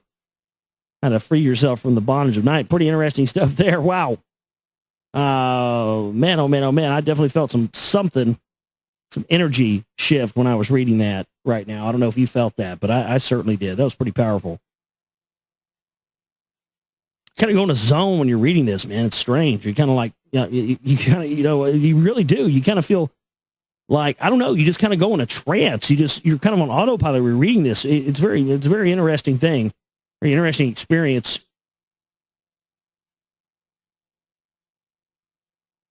The Seven Lords, tablet number 7, the Emerald Tablets of Thoth. Hark ye, old man, and listen to my voice. Open thy mind, space, and drink of my wisdom. Dark is the pathway of life that you travel. Many the pitfall that lie in your way. Seek you ever to gain greater wisdom. Attain it, and it shall be light on your way. Open your soul, O man, to the cosmic, and let it flow in as one with your soul. Light is eternal, and darkness is fleeting. Seek ye ever, O man, for the light. Know ye that ever as light fills the being, darkness for thee shall soon disappear. Open your souls to the brothers of brightness. Let them enter and fill thee with light. Lift up your eyes to the light of the cosmos. Keep thou ever thy face to the goal. Only by gaining the light of all wisdom art thou one with the infinite goal. Seek ye ever the oneness eternal. Seek ever the light into one. Hear ye, O man, list to my voice, singing the song of light and life. Throughout all space, light is prevalent, encompassing all with its banners, its flames. Seek ye forever in the veil of the darkness. Somewhere you shall surely find light. Hidden and buried, lost to man's knowledge. Deep in the finite, the infinite exists. Lost but existing, flowing through all things, living in all is the infinite brain. In all space, there is only one wisdom. Through seeming decided, it is one in the one. All that exists comes forth from the light, and the light comes forth from the all. Everything created is based upon order. Law rules the space where the infinite dwells. Forth from the equilibrium came the great cycles, moving in harmony toward infinity's end. Know ye, O man, that far in the space-time, infinity itself shall pass into change. Hear ye and listen to the voice of wisdom. Know that all is of all evermore. Know that through time thou may pursue wisdom and find ever more light on the way.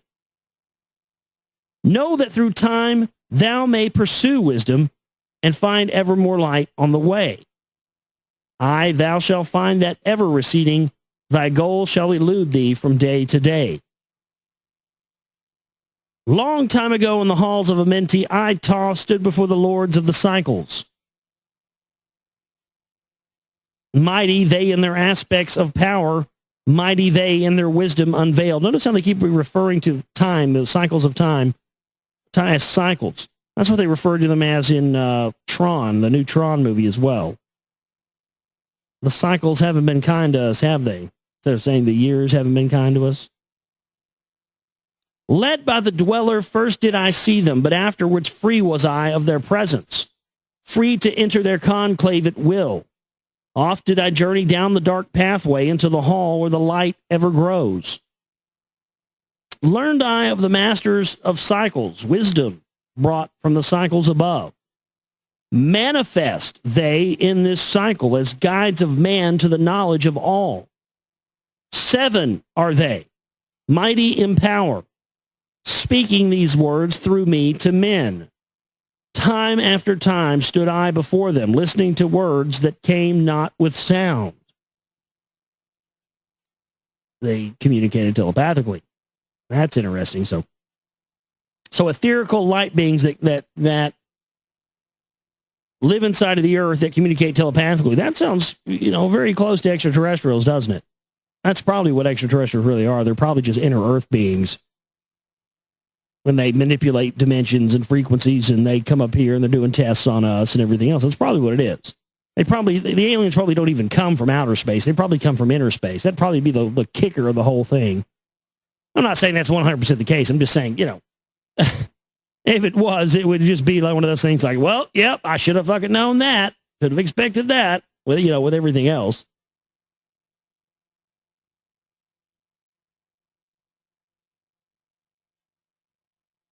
Where did I leave off here?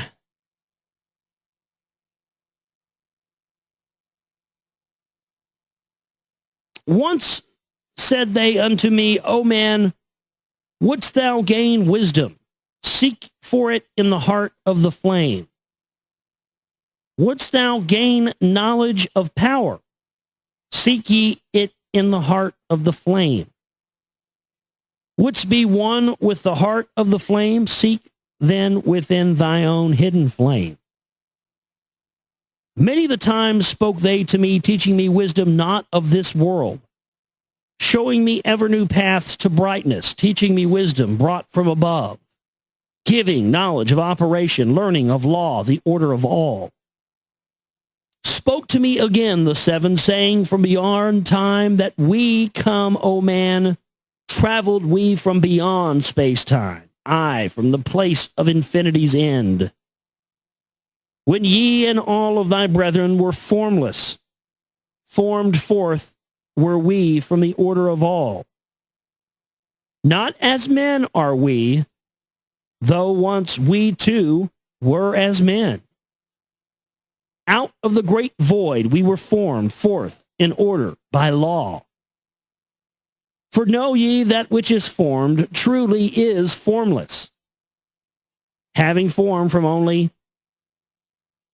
having only form to thine eyes, meaning things that you think have form actually don't have form, but you just think they do because your eyes trick you into telling you. That's a glaring omission for an old text right there. That's pretty much the Matrix right there. We've scientifically proven that. Nothing truly has form, but your mind thinks it has form because that's how it builds it up, and that's how we build up our reality. It's unbelievable. And again unto me spoke the 7, saying, Child of the light, O Thoth art thou, free to travel the bright path upward, until at last all ones become one. Forth we were formed, after our order, 3, 4, 5, 6, 7, 8, 9. Know that these are the numbers of cycles that we descend from unto man. Each here having a duty to fulfill, each having a force to control. Yet are we one with the soul of our cycle, yet are we two seeking a goal far beyond man's conception. Infinity extends into a greater than all.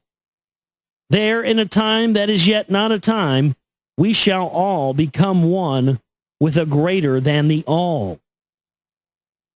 Time and space are moving in circles. Know ye their law, and ye too shall be free. Aye, free shall ye be to move through the cycles, and pass the guardians that dwell at the door. Then to me spoke he of 9. There's that number again.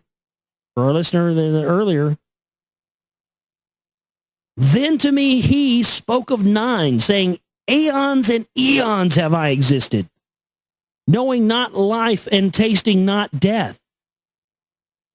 For know ye, O man, that far in the future, life and death shall be one with thee all. Each so perfected by balancing the other, that neither exists in the oneness of all. In men of this cycle, the life force is rampant, but life in its growth becomes one with them all. Here I manifest in this your cycle, but yet I am there in your future of time. Yet to me, time exists not, for in my world, time exists not, for we are formless. Life have we, but not yet, we do not yet have existence.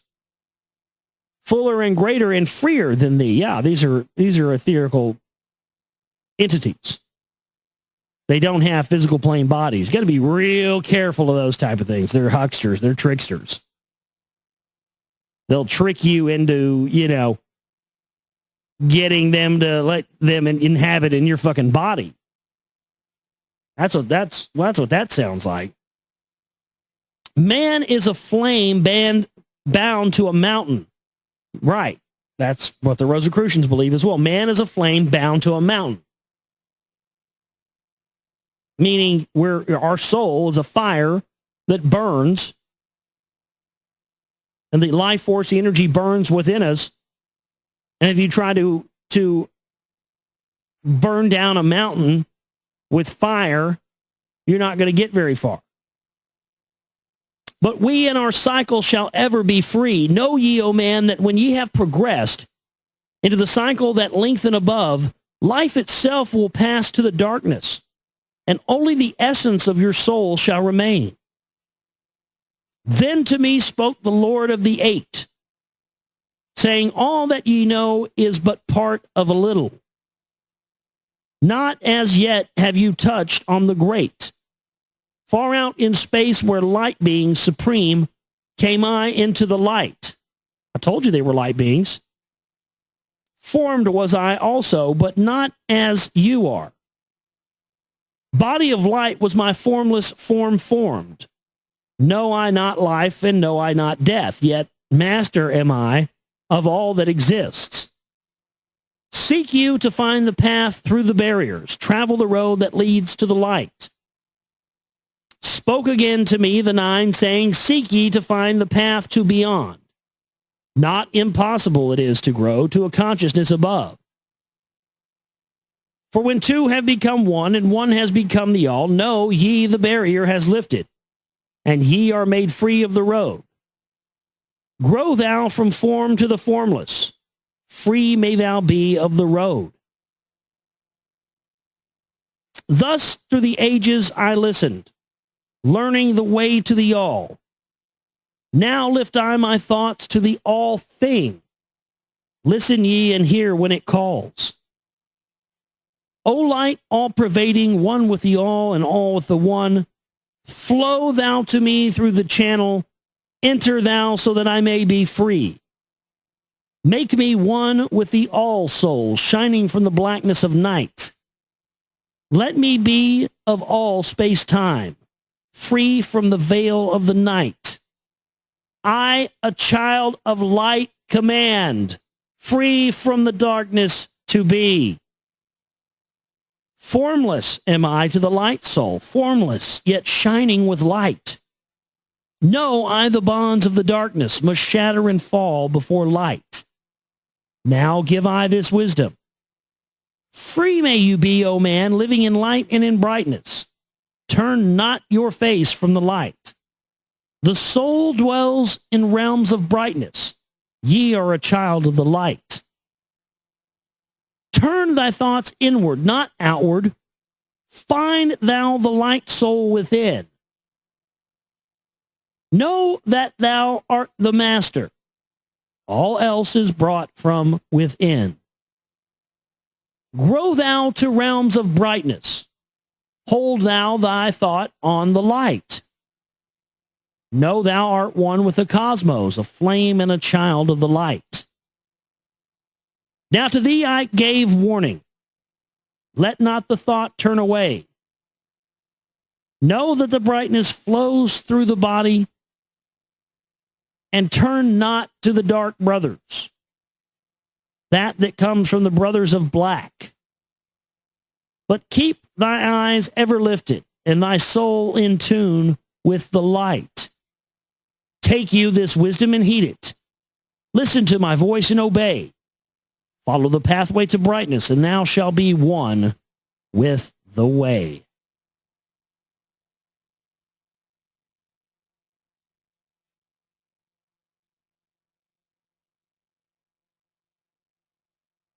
Let's get into it now. The key of mystery from the Emerald Tablets of Thoth. Tablet number 8. Unto thee, O man, have I given my knowledge. Unto thee have I given of light. Hear ye now and receive my wisdom brought from space planes above and beyond. Well, right there, he tells you where it comes from, doesn't he? Not as, excuse me, not as man am I, for free have I become of dimensions and planes. In each I take on a new body. In each I change in my form. Now I know that the formless is all there is of form. Great is the wisdom of the seven. Mighty are they from beyond. Manifest they through their power. Filled by force from beyond. So these are entities that just manifest wherever they want from just sheer energy and spiritual energy. Hear ye these words of wisdom. Hear ye and make them thine own. Find in them the formless. Mystery is but hidden knowledge. Know, and ye shall unveil. Find the deep buried wisdom, and be master of darkness and light. Deep are the mysteries around you, hidden the secrets of old. Search through the keys of my wisdom. Surely shall ye find the way. The gateway to power is secret, but he who attains it shall receive. Look to the light, O my brother, open, and ye shall receive. Press on through the valley of darkness, overcome the dweller of night. Keep ever your eyes on the light plane, and thou shalt be one with the light. Man is in process of changing to forms that are not of this world. Grow he is time to the formless, a plane on the cycle above. Know ye that you must become formless before you are to be with the light. Listen to my voice, O man, telling of the pathways to light, showing the way of attainment, when you shall be one with the light as well. Search ye the laws of mysteries of earth's heart. Learn of the law that exists, holding the stars in their balance by the force of the primordial mist. Seek you the flame of the earth's life. Bathe in the glare of its flame. Follow the three-cornered pathway until thou, too, are a flame. Is that a reference to like Kundalini or the fire, raising into that? Very well could be. Speak thou in words without voice to those who dwell down below. Now he's talking about communicating telepathically with inner earth beings. Nice. Enter the blue-litten temple and bathe in the fire of all life. Know, O man, that you are complex, a being of earth and of fire. Let thy flame shine out brightly. Be thou only the fire. Wisdom is hidden in darkness. When lit by the flame of the soul, find you the wisdom and be light-born, a son of the light without form. Seek thee evermore wisdom. Find it in the heart of the flame. Know that only my striving and light pour into the brain. Now have I spoken my wisdom. Listen to my voice and obey. Tear open the veils of the darkness. Shine a light on the way. Speak I of ancient Atlantis. Speak of the days of the kingdom of shadows. Speak of the coming of the children of shadows. Out of the great deep were they called by the wisdom of earthmen, called for the purpose of gaining great power. Far in the past, before Atlantis existed, men there were who delved into darkness, using dark magic, calling up beings from the great deep below us. Forth they came into this cycle.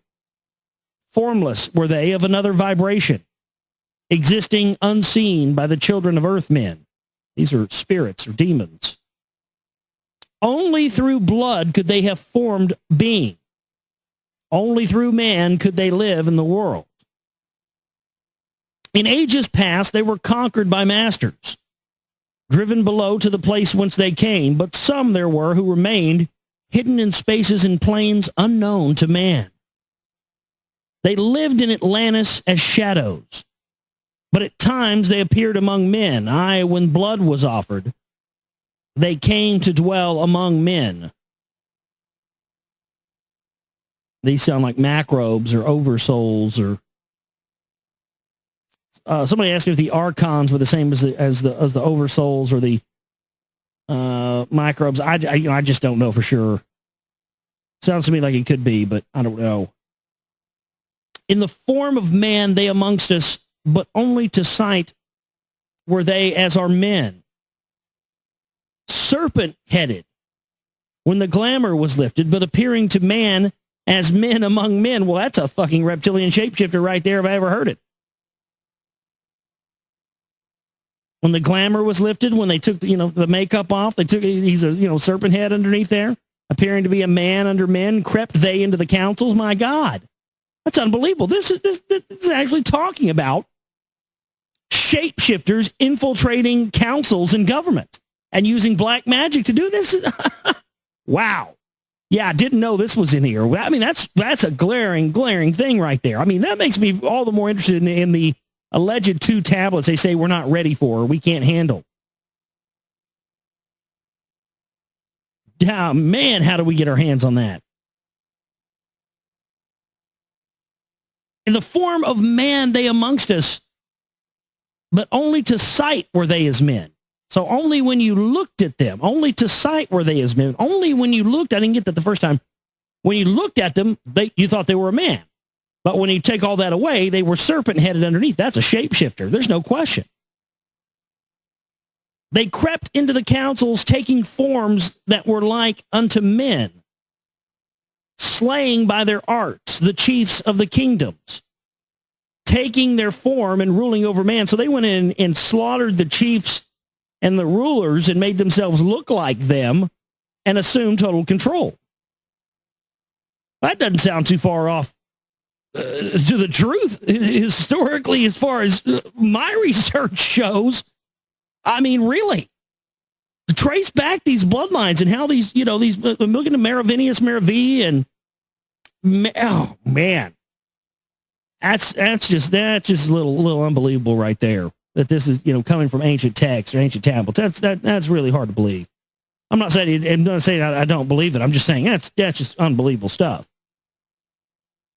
Because my research does. I mean, yeah, that's the people that are in power got it by deceit and by being fucking snakes in the grass.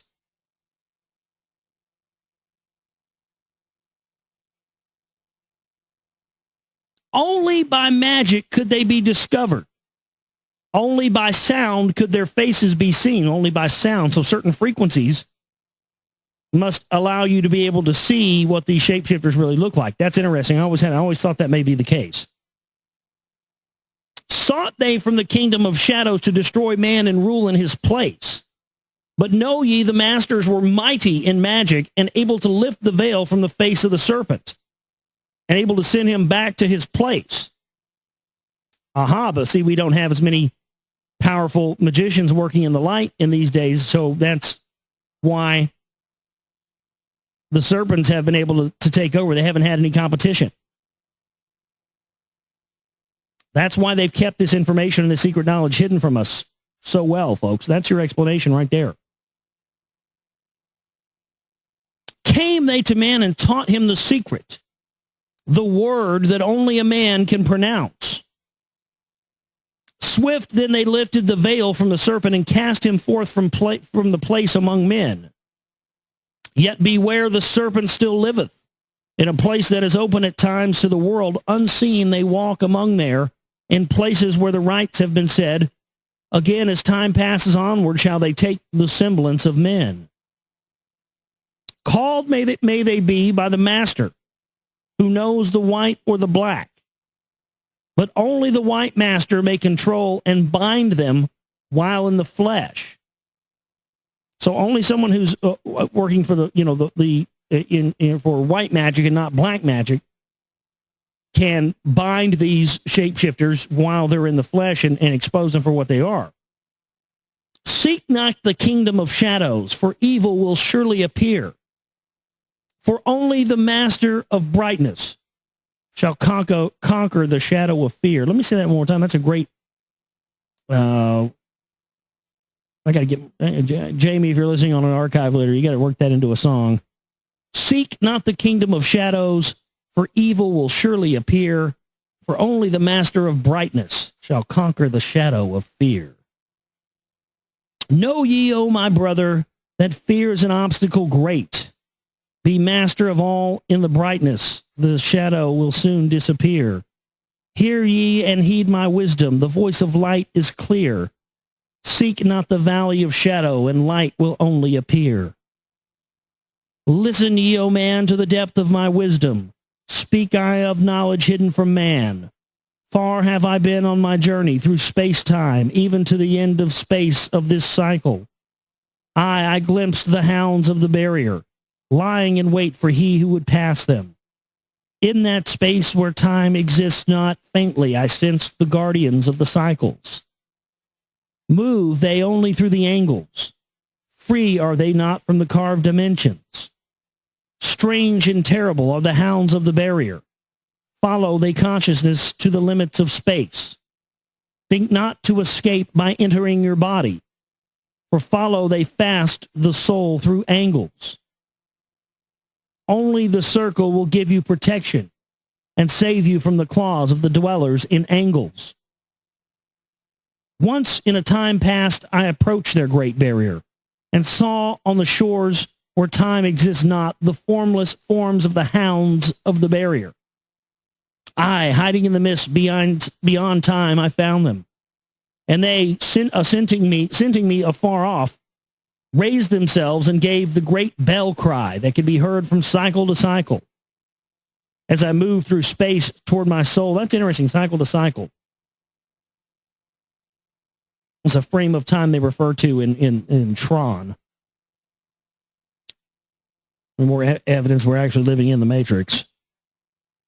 Fled I then fast before them, back from time's unthinkable end, but ever after they pursued me, moving in strange angles not known to man. I, on the gray shores of time-space's end, found I the hounds of the barrier, ravening for the soul who attempts the beyond. Fled I through circles back to my body. Fled and fast after me they followed. I after me the devourers followed, seeking through angles to devour my soul. Know ye, man, that the soul who dares the barrier may be held in bondage by the hounds beyond time. Held till this cycle is completed and left behind when the consciousness leaves. Entered I my body, created the circles that know not angles, created the form that from my form was formed, made my body into a circle and lost the pursuers in the circles of time. But even yet, when free from my body, cautious ever must I be not to move through the angles, else my soul may never be free. Know ye the hounds of the barrier move only through angles and never through the curves of space. Only by moving through curves can you escape them. For in angles they will pursue you. O man, heed my warning. Seek not to break open the gate to beyond. Few there are who have succeeded in passing the barrier to the great light that shines beyond. For know ye that ever the dwellers seek such souls to hold in their thrall. Listen, O man, and heed ye my warning. Seek you to move not in angles, but curves.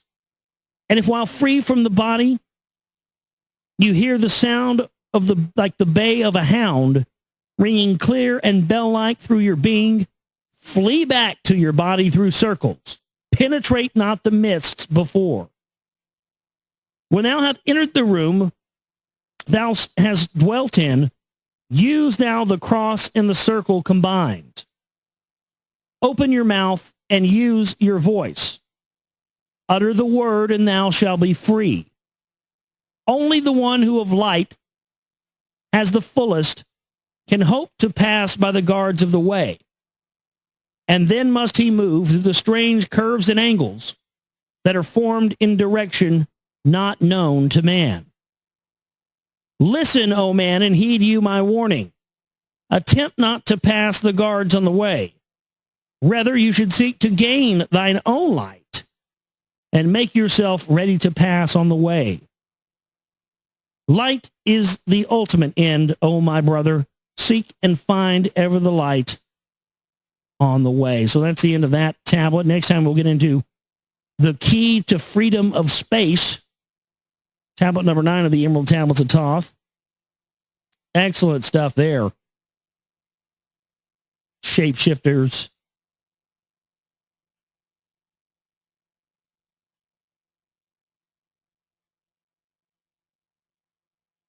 The key to freedom of space. Tablet 9 from the Emerald Tablets of Thoth.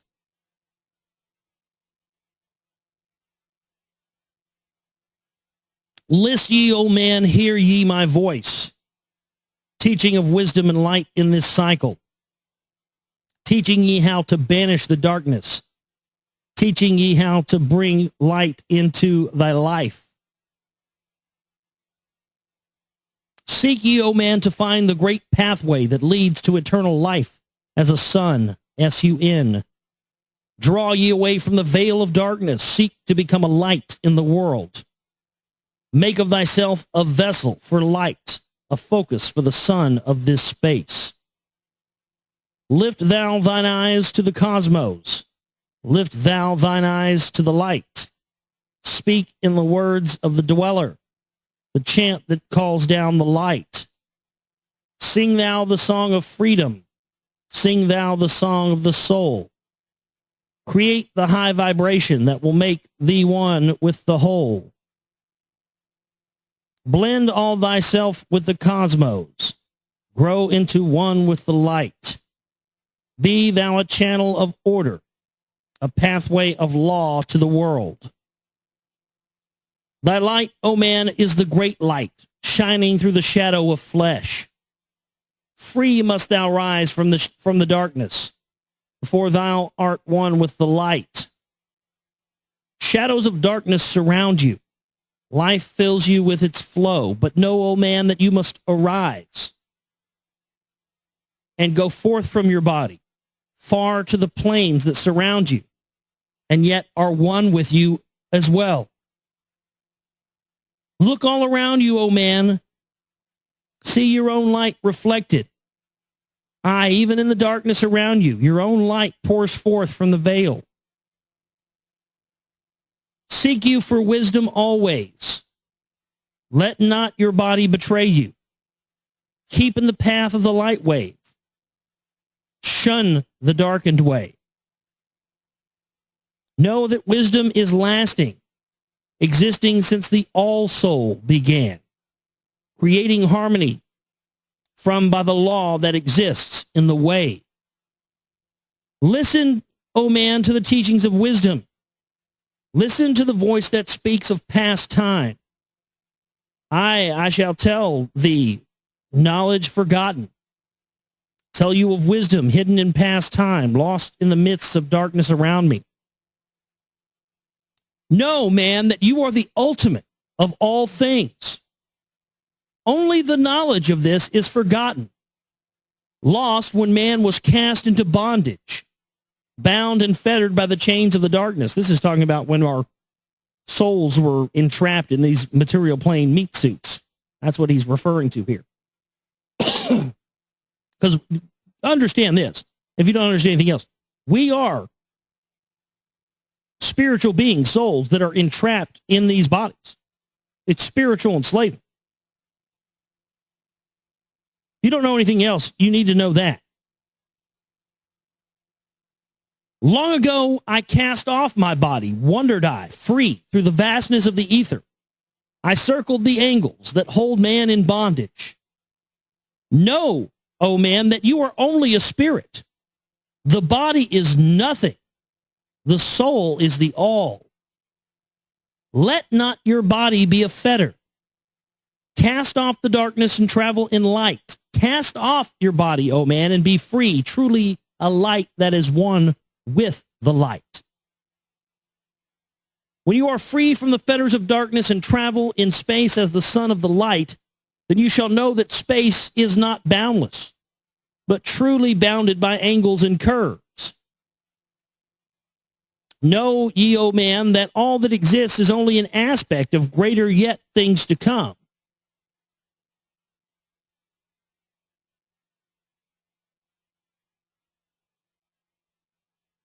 Matter is fluid and flows like a stream, constantly changing from one thing to another.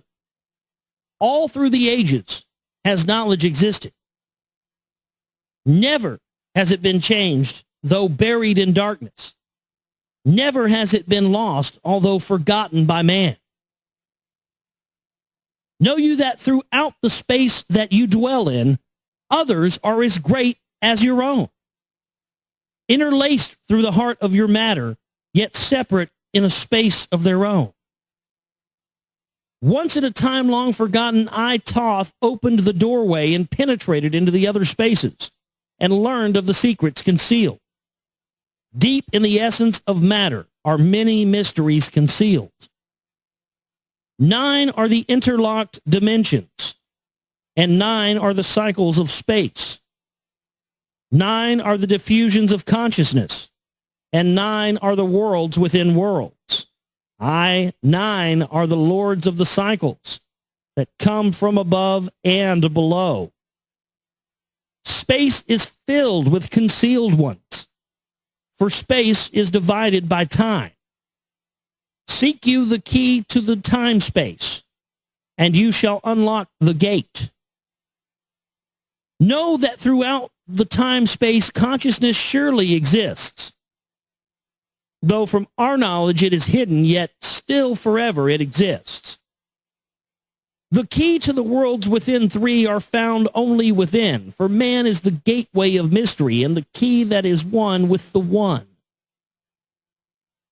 Seek you within the circle. Use the word that I shall give. Open the gateway within you, and surely thou too shall live. Man, you think that you liveth, but know it is life within death. For as sure as you are bound to your body, for you no life exists. Only the soul is space-free and life that is really a life. All else is only bondage, a fetter from which to be free. Think not that man is earth-born, though come from the earth that he may be. Man is a light-born spirit, but without knowing he can never be free. Darkness surrounds the light-born. Darkness fetters the soul. Only the one who is seeking may ever hope to be free. Shadows around thee are falling. Darkness fills all the space. Shine forth, O light of the man-soul. Fill thou the darkness of space. You are the son of the great light. Remember, and you shall be free. Stay not you in the shadows. Spring forth from the darkness of night. Light, let thy soul be, O sunborn. fill with the glory of light. Freed from the bonds of the darkness, a soul that is one with the light. You are the key to all wisdom. Within you is all time and space. Live not in the bondage to darkness. Free you are, light form from night. Great light that fills all the cosmos. Flow thou fully to a man. Make of his body a light torch that shall never be quenched among men. Long in the past sought I wisdom, not knowledge known to man. Far to the past I traveled into the space where time began. Sought I ever new knowledge to add to the wisdom I knew. Yet only I found did the future hold the key to the wisdom that I thought. Down to the holds of Amenti I journeyed the greater knowledge to seek. I asked of thee, the lords of the cycles,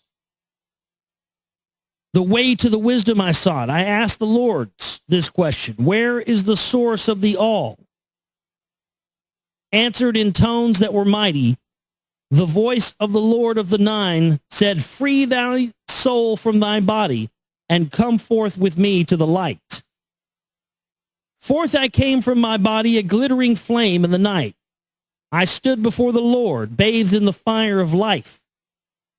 Seized I was then by a force, great beyond knowledge of man. Cast I was to the abyss, through the spaces unknown to man. Saw I the moldings of order from the chaos and angles of night. Saw I the light spring from the order and heard the voice of the light. Saw I the flame of the abyss, casting forth order and light.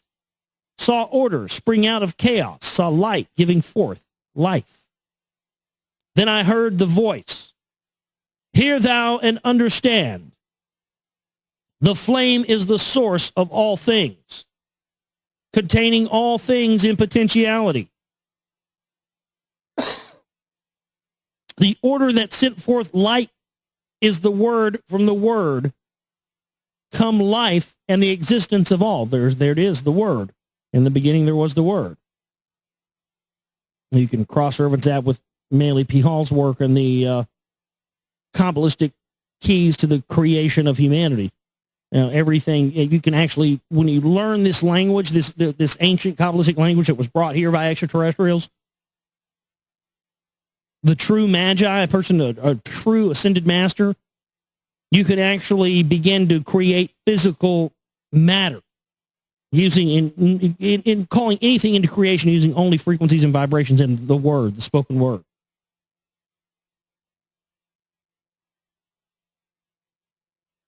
And again spoke the voice saying, the life in you is the word. Find the life within you and have the powers to use the word. Long I watched the light flame pouring forth from the essence of fire, realizing that life but order and that man is one with the fire. Back I came to my body, stood again with the nine, listened to the voices of the cycles. Vibrate with powers, they spoke. Know ye, O Thoth, that life is but the word of the fire. The life forth you seek before thee is but the word in the world as a fire. Seek ye the path to the word, and powers shall surely be yours. Then I asked of the nine, O Lord, show me the path. Give me the path to the wisdom. Show me the way to the word. Answered me then the Lord of the Nine, through order you shall find the way. Saw you that the word came from chaos? Saw you not that light came from the fire? Look in your life for this order. Balance and order your life. Quell all of the chaos of the emotions, and thou shalt have order in life. Order brought forth from chaos will bring the word of the source. Will thee the power of cycles. and make of thy soul a force that free will extends through the ages, a perfect sun from the source. I listened to the voice and deeply thanked the words in my heart. Forever have I sought for order, that I might draw on the word. Know ye that he who attains it must ever in order be for use of the word through this order, has never and never can be. Take ye these words, O man, as part of your life. Let them be. Seek thee to conquer this order, and one with the word you shall be. Put forth your effort in gaining light on the pathway of light and life. Seek to be one with the sun state. Seek to be solely the light. Hold thou thought on the oneness of light with the body of man.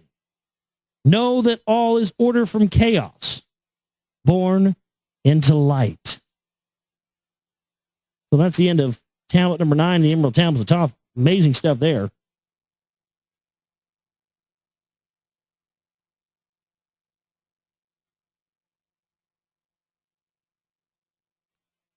All right, tonight we are reading The Key of Time, tablet number 10 from the Emerald Tablets of Thoth.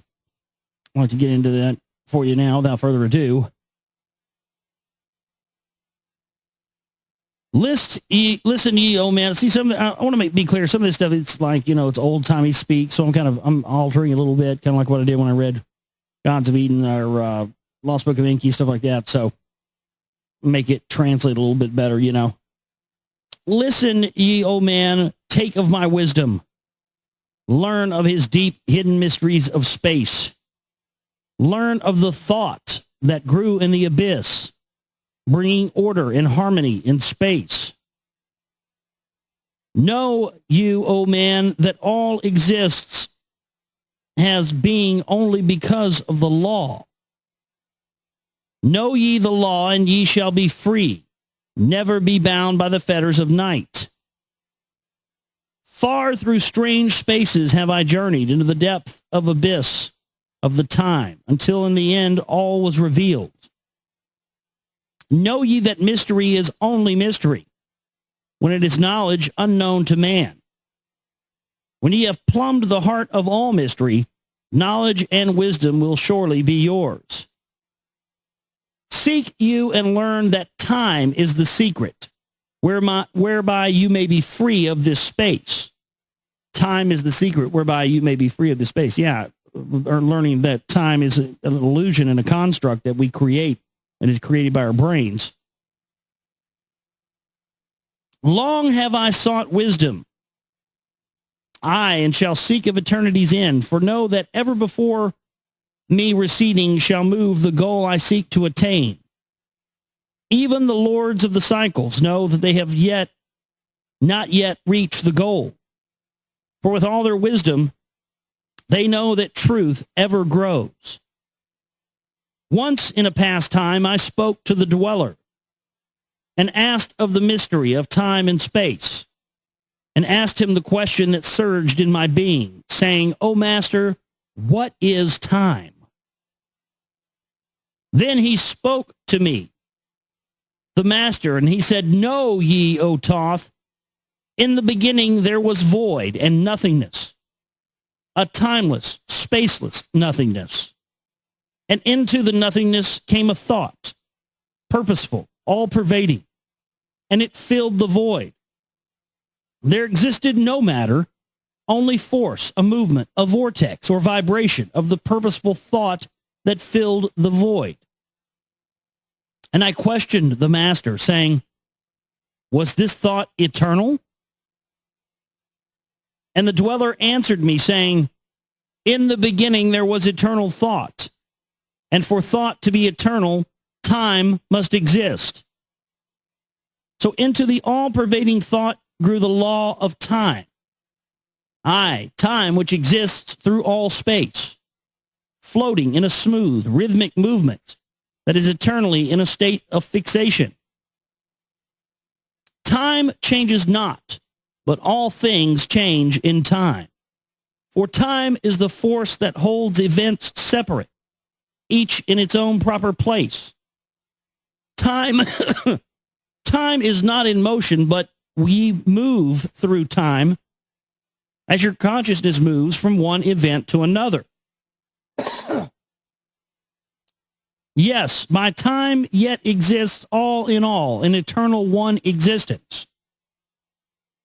Know ye that even though in the time ye are separate, yet still are one in all times existence. Then the voice of the dweller ceased, and departed I to ponder on time. For I knew that in these words lay wisdom, and a way to explore the mysteries of time. Often did I ponder the words of the dweller. Then I sought to solve the mystery of time. I found that time moves through strange angles, yet only by curves could I hope to attain the key that would give me access to the space-time. Found I that only by moving upward, and yet again by moving to a right angle, could I be free from the time of the movement. Forth I came out of my body, moved in the movements that changed me in time. Strange were the sights I saw in my journeys, many the mysteries that opened to view. I saw man's beginning, and learned from the past that nothing is new. Seek ye, O man, to learn the pathway that leads through the spaces that are formed forth in time. Forget not, O man, with all of thy seeking, that light is the goal ye shall seek to attain. Search you for the light on the pathway, and ever for you the goal shall endure. Let not your heart ever turn to darkness. Let light shine, and the soul shall be a sun on its way. Know ye that eternal brightness, yea, that you shall ever find thy soul hid in light, never fettered by bondage or darkness, ever it shines forth a sun of the light. Yes, know though hidden in darkness, your soul, a spark of the true flame, exists. Be ye one with the greatest of all lights. Find at the source the end of thy goal. Light is life, for without the great light nothing can ever exist. Know that in all formed matter the heart of light always exists. Even though bound in the darkness, inherent light always exists. Once I stood in the halls of Amenti and heard the voice of the lords of Amenti, saying in tones that rang through the silence, words of power, mighty and potent. Chanted they the songs of the cycles, the words that opened the path to beyond. I saw the great path open and looked for the instant into the beyond. I saw the movements of the cycles, vast as the thought of the source could convey. Knew I then even infinity is moving on to some unthinkable end. I saw that the cosmos is order and a part of movement that extends to all space, a party of an order of orders constantly moving in a harmony of space. Saw I the wheeling of cycles like vast circles across the sky. I knew then that all that has being is growing to meet yet another being in a far-off grouping of space and time. Knew I then that in words are power to open the planes that are hidden from man. That even in words lies hidden the key that will open the above and the below. Hark ye now, man, this word I leave with thee. Use it, and ye shall find power in its sound. Say ye the word, Zen Uru, Zen Uru, Zen Uru, and power ye shall find. Yet must ye understand that man is of light, and light is of man. List ye, O man, and hear a mystery, stranger than all that lies neath the sun. Know ye, O man, that all space is filled by worlds within worlds, one within the other, yet separate by law. Once in my search for the deep-buried wisdom, I opened the door that bars them from man. Called I from the other planes of being one who was fairer than the daughters of men. I called her from out of the spaces to shine as a light in the world of men. Used I the drum of the serpent, wore I the robe of the purple and gold, placed on my head I the crown of silver. Around me the circle of cinnabar shone. Raised I my arms and cried the invocation that opens the path to the plains of beyond. Cried I to the lords of the signs in their houses, lords of the two horizons, watchers of the treble gates. Stand ye one at right and one at the left, as the star rises to its throne and rules over his sign. I, thou dark prince of Arulu, open the gates of the dim hidden land and release her whom ye keep imprisoned. Hear ye, hear ye, hear ye, dark lords and shining ones. Well, shining ones, yeah, we know you're talking about extraterrestrials here. And by their secret names, names which I know and can pronounce, hear ye and obey my will. Lit I then with flame my circle and called her in the space plains beyond. Daughter of light returned from Arulu. 7 times and 7 times have I passed through the fire. Food I have not eaten. Water I have not drunk. I call thee from Arulu, from the realms of Ereshkigal. I summon thee, Lady of Night. Well, there you go, Ereshkigal. That's Anunnaki. So any of you that were doubting the connection between Thoth and the Anunnaki ever, which I've heard people do, there you go. Then before me rose the dark figures, the figures of the lords of Arulu. Parted they before me, and forth came the Lady of the Light. Free was she now from the lords of the night, free to live in the light of the earth sun, free to live as a child of the light. Hear ye and listen, O my children. Magic is knowledge, and only is law.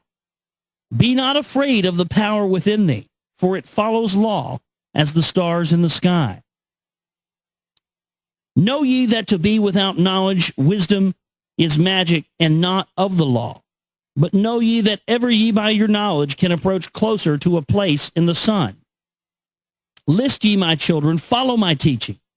Be ye ever seekers of light. Shine in the world of men all around thee, a light on the path that shall shine among men. Follow ye and learn of my magic. Know that all force is yours if you will it. Fear not the path that leads to knowledge, but rather shun the dark road.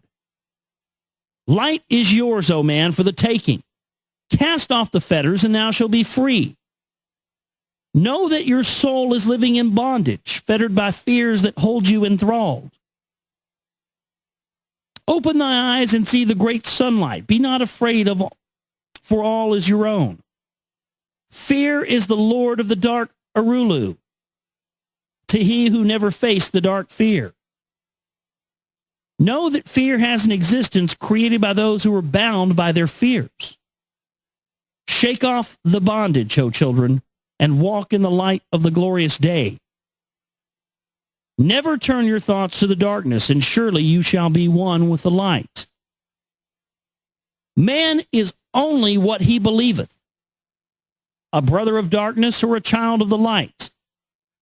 Come through into the light, my children. Walk in the pathway that leads to the sun. Hark ye now and listen to the wisdom. Use thou the word I have given unto thee. Use it, and surely thou shalt find power and wisdom, and light to walk in the way. Seek thee and find the key I have given, and ever shalt thou be a child of the light. That concludes tablet number 10 of the Emerald Tablets of Thoth. The next tablet will be tablet number 11, the key to above and below.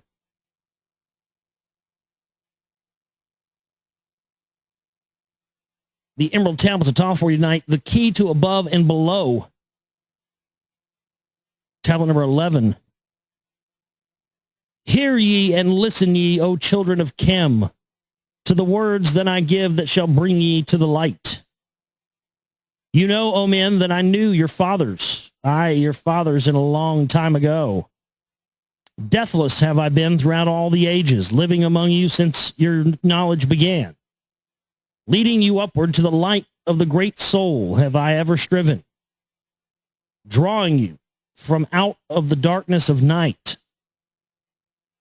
Know you, O people amongst whom I walk, that I, Thoth, have all of the knowledge and all of the wisdom known to man since the ancient days.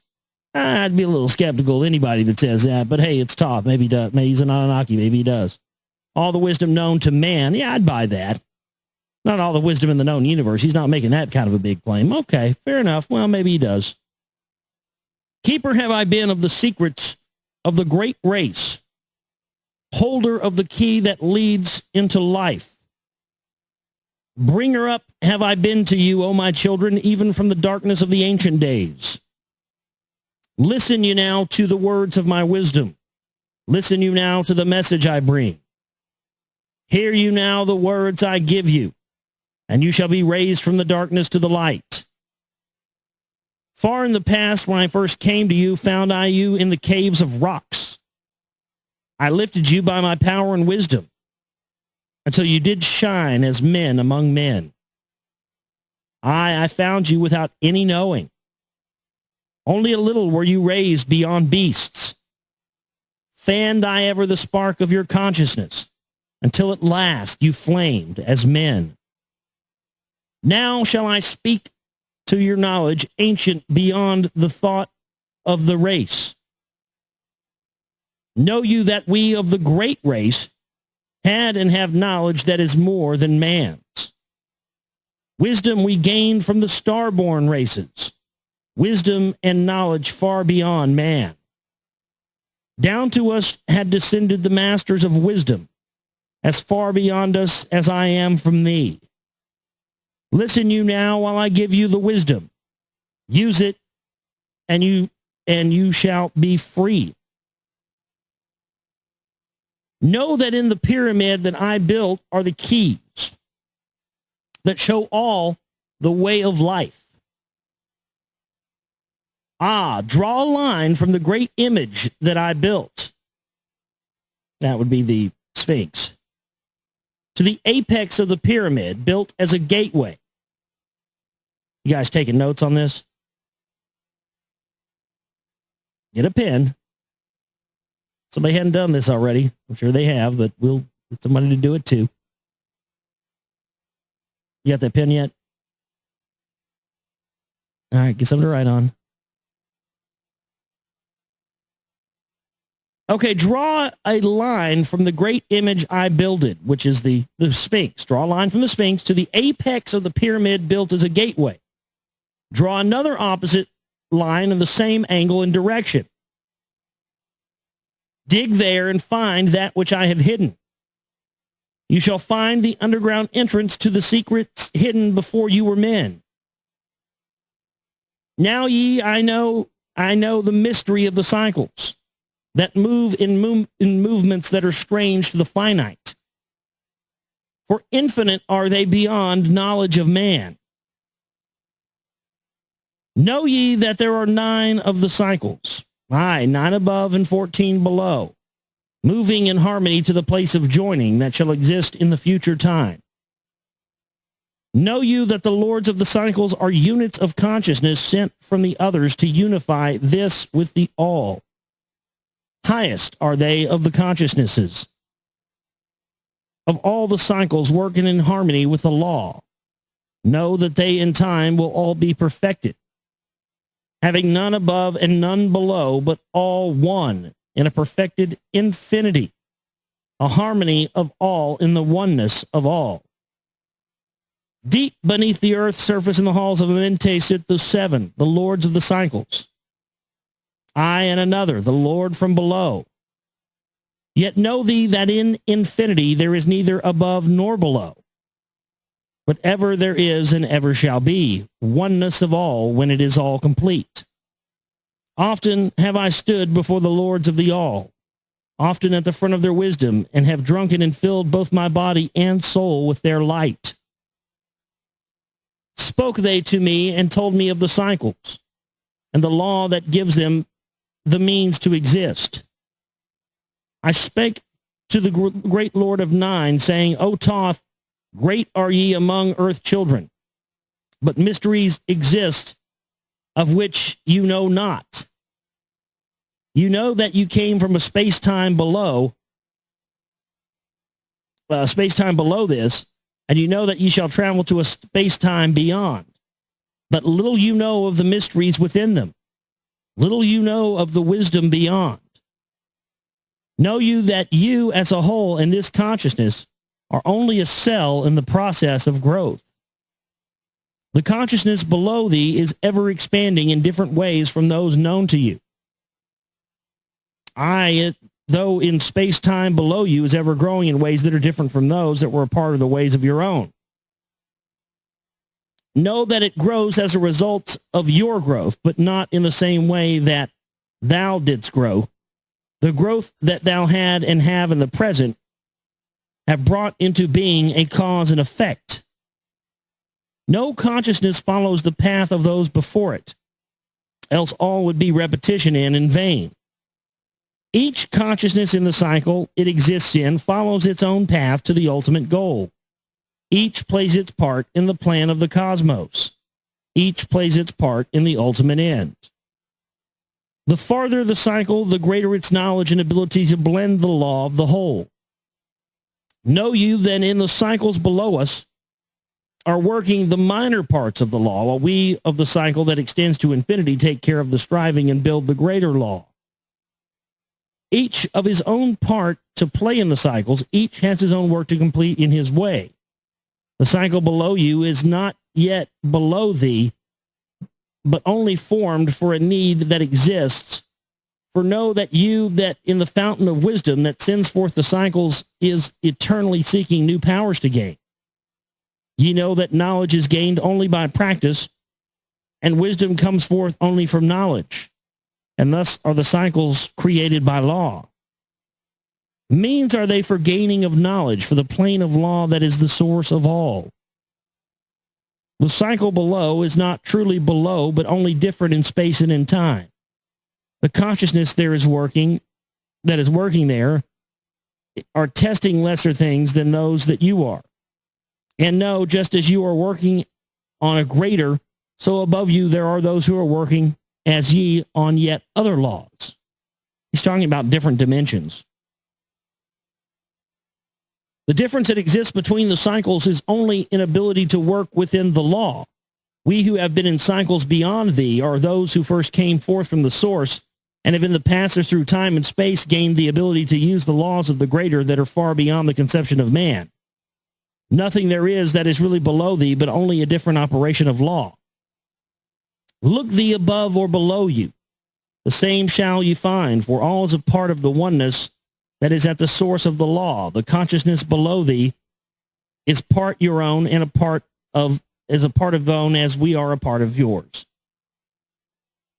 Ye as a child had not the knowledge that came to you when you became a man. Compare you the cycles to man and his journey from birth unto death, and see in the cycle below thee the child with the knowledge he has. And see yourself as the child grown older, advancing in knowledge as time passes on. See ye we also the child grown to manhood, with the knowledge and wisdom that came with the years. So also, O Thoth, are the cycles of consciousness, children in different stages of growth, yet all from the one source, the wisdom, and all to the wisdom returning again. Ceased then he from speaking, and sat in the silence that comes to the Lord's. Then again spoke he unto me, saying, O Thoth, long have we sat in Amenti, guarding the flame of life in the halls, yet no, we are still a part of our cycles, with our vision reaching unto them and beyond them. I know we that of all nothing else matters except the growth we can gain with our soul. Know we that the flesh is fleeting, that things men count great are nothing to us. The things we seek are not of the body, but are only the perfected state of the soul. When ye as men can learn that nothing but progress of the soul can count in the end, then truly ye are free from all bondage, free to the work in the harmony of the law. That's absolutely true. You have to know, as soon as you know that this is that this is all an illusion, and you have to do the best that you can in this illusion so that your soul can grow and become something greater in another dimension after it's done here, you're just going to be spinning your wheels.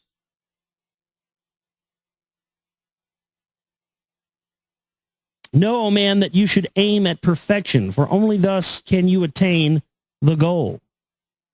That you should know that nothing is perfect, yet it should be the aim of the goal. So even though nothing is perfect, you should always shoot for perfection of the soul, and that comes to perfection of the soul comes to enlightenment and all this other stuff.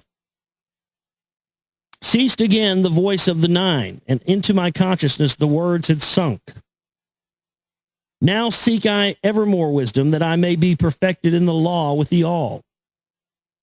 Soon I go down to the halls of Amenti, to live beneath the cold flower of life. Ye whom I have taught shall never more see me, yet live I forever in the wisdom I taught. All that man is because of wisdom.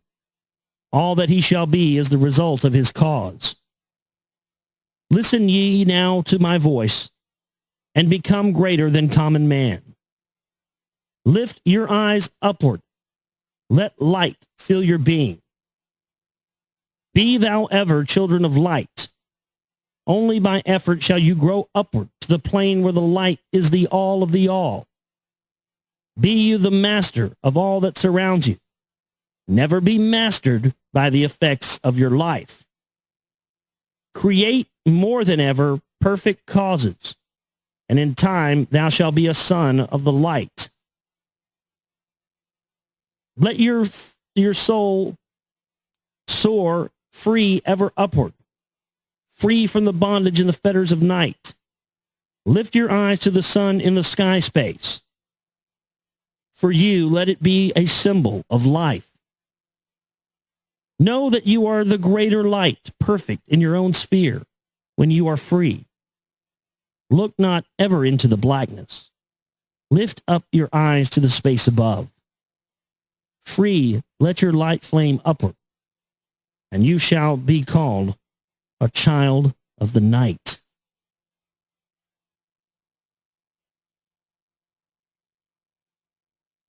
Let's get into the Emerald Tablets of Thoth for you tonight. The key to above and below. Tablet number 11. Hear ye and listen ye, O children of Chem, to the words that I give that shall bring ye to the light. You know, O men, that I knew your fathers, your fathers in a long time ago. Deathless have I been throughout all the ages, living among you since your knowledge began. Leading you upward to the light of the great soul have I ever striven, drawing you from out of the darkness of night. Know you, O people amongst whom I walk, that I, Thoth, have all of the knowledge and all of the wisdom known to man since the ancient days. I'd be a little skeptical of anybody that says that, but hey, it's Thoth. Maybe he does. Maybe he's an Anunnaki. Maybe he does. All the wisdom known to man. Yeah, I'd buy that. Not all the wisdom in the known universe. He's not making that kind of a big claim. Okay, fair enough. Well, maybe he does. Keeper have I been of the secrets of the great race, holder of the key that leads into life. Bringer up have I been to you, O my children, even from the darkness of the ancient days. Listen you now to the words of my wisdom. Listen you now to the message I bring.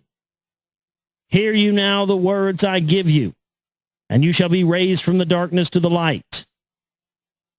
Far in the past, when I first came to you, found I you in the caves of rocks. I lifted you by my power and wisdom, until you did shine as men among men. I found you without any knowing. Only a little were you raised beyond beasts. Fanned I ever the spark of your consciousness, until at last you flamed as men. Now shall I speak to your knowledge, ancient beyond the thought of the race. Know you that we of the great race had and have knowledge that is more than man's. Wisdom we gained from the star-born races, wisdom and knowledge far beyond man. Down to us had descended the masters of wisdom, as far beyond us as I am from thee. Listen you now while I give you the wisdom. Use it, and you shall be free. Know that in the pyramid that I built are the keys that show all the way of life. Draw a line from the great image that I built. That would be the Sphinx. To the apex of the pyramid, built as a gateway. You guys taking notes on this?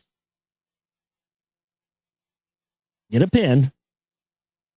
Somebody hadn't done this already. I'm sure they have, but we'll get somebody to do it too. You got that pen yet? All right, get something to write on.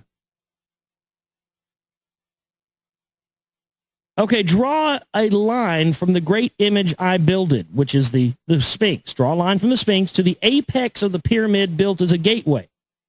Draw another opposite line in the same angle and direction. Dig there and find that which I have hidden. You shall find the underground entrance to the secrets hidden before you were men. Now ye, I know the mystery of the cycles that move in movements that are strange to the finite. For infinite are they beyond knowledge of man. Know ye that there are 9 of the cycles, 9 above and 14 below, moving in harmony to the place of joining that shall exist in the future time. Know you that the lords of the cycles are units of consciousness sent from the others to unify this with the all. Highest are they of the consciousnesses of all the cycles working in harmony with the law. Know that they in time will all be perfected, having none above and none below, but all one in a perfected infinity, a harmony of all in the oneness of all. Deep beneath the earth's surface in the halls of Amente sit the 7, the lords of the cycles. I and another, the Lord from below. Yet know thee that in infinity there is neither above nor below, but ever there is and ever shall be, oneness of all when it is all complete. Often have I stood before the lords of the all, often at the front of their wisdom, and have drunken and filled both my body and soul with their light. Spoke they to me and told me of the cycles, and the law that gives them the means to exist. I spake to the great Lord of 9, saying, O Thoth, great are ye among earth children, but mysteries exist of which you know not. You know that you came from a space-time below this, and you know that you shall travel to a space-time beyond. But little you know of the mysteries within them. Little you know of the wisdom beyond. Know you that you as a whole in this consciousness are only a cell in the process of growth. The consciousness below thee is ever expanding in different ways from those known to you.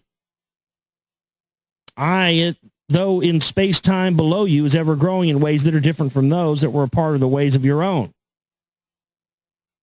Know that it grows as a result of your growth, but not in the same way that thou didst grow. The growth that thou had and have in the present have brought into being a cause and effect. No consciousness follows the path of those before it, else all would be repetition and in vain. Each consciousness in the cycle it exists in follows its own path to the ultimate goal. Each plays its part in the plan of the cosmos. Each plays its part in the ultimate end. The farther the cycle, the greater its knowledge and ability to blend the law of the whole.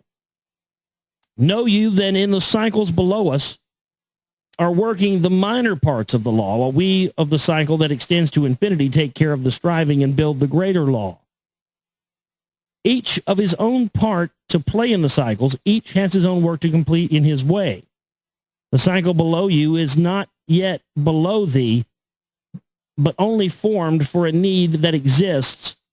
For know that you that in the fountain of wisdom that sends forth the cycles is eternally seeking new powers to gain. Ye know that knowledge is gained only by practice, and wisdom comes forth only from knowledge, and thus are the cycles created by law.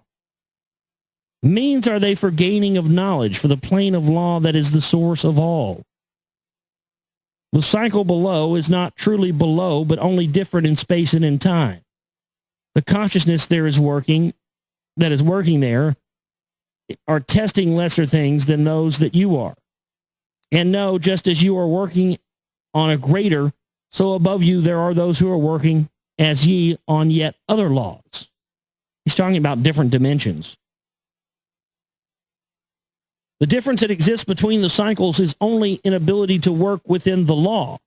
We who have been in cycles beyond thee are those who first came forth from the source and have in the passage through time and space gained the ability to use the laws of the greater that are far beyond the conception of man. Nothing there is that is really below thee, but only a different operation of law. Look thee above or below you.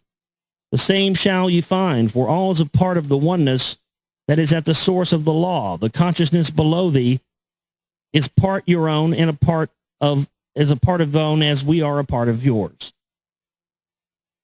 Ye as a child had not the knowledge that came to you when you became a man. Compare you the cycles to man and his journey from birth unto death, and see in the cycle below thee the child with the knowledge he has. And see yourself as the child grown older, advancing in knowledge as time passes on. See ye we also the child grown to manhood, with the knowledge and wisdom that came with the years. So also, O Thoth, are the cycles of consciousness, children in different stages of growth, yet all from the one source, the wisdom, and all to the wisdom returning again. Ceased then he from speaking, and sat in the silence that comes to the Lord's. Then again spoke he unto me, saying, O Thoth, long have we sat in Amenti, guarding the flame of life in the halls, yet no, we are still a part of our cycles, with our vision reaching unto them and beyond them.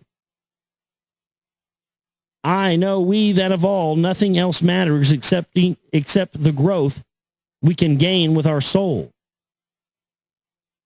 Know we that the flesh is fleeting, that things men count great are nothing to us. The things we seek are not of the body, but are only the perfected state of the soul.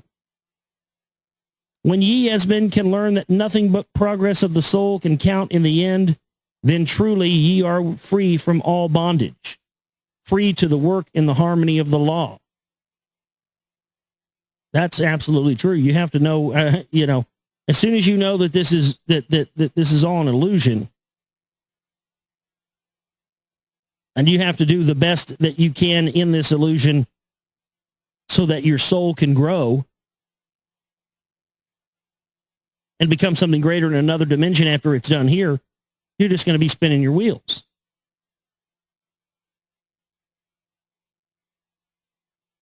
Know, O man, that you should aim at perfection, for only thus can you attain the goal. That you should know that nothing is perfect, yet it should be the aim and the goal. So even though nothing is perfect, you should always shoot for perfection of the soul, and that comes to perfection of the soul comes to enlightenment and all this other stuff. Ceased again the voice of the nine, and into my consciousness the words had sunk. Now seek I ever more wisdom, that I may be perfected in the law with the all. Soon I go down to the halls of Amenti, to live beneath the cold flower of life.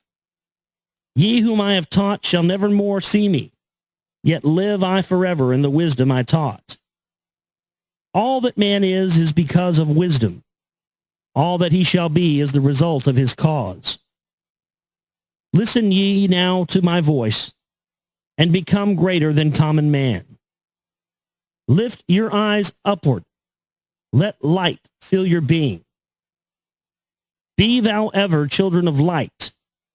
Only by effort shall you grow upward to the plane where the light is the all of the all.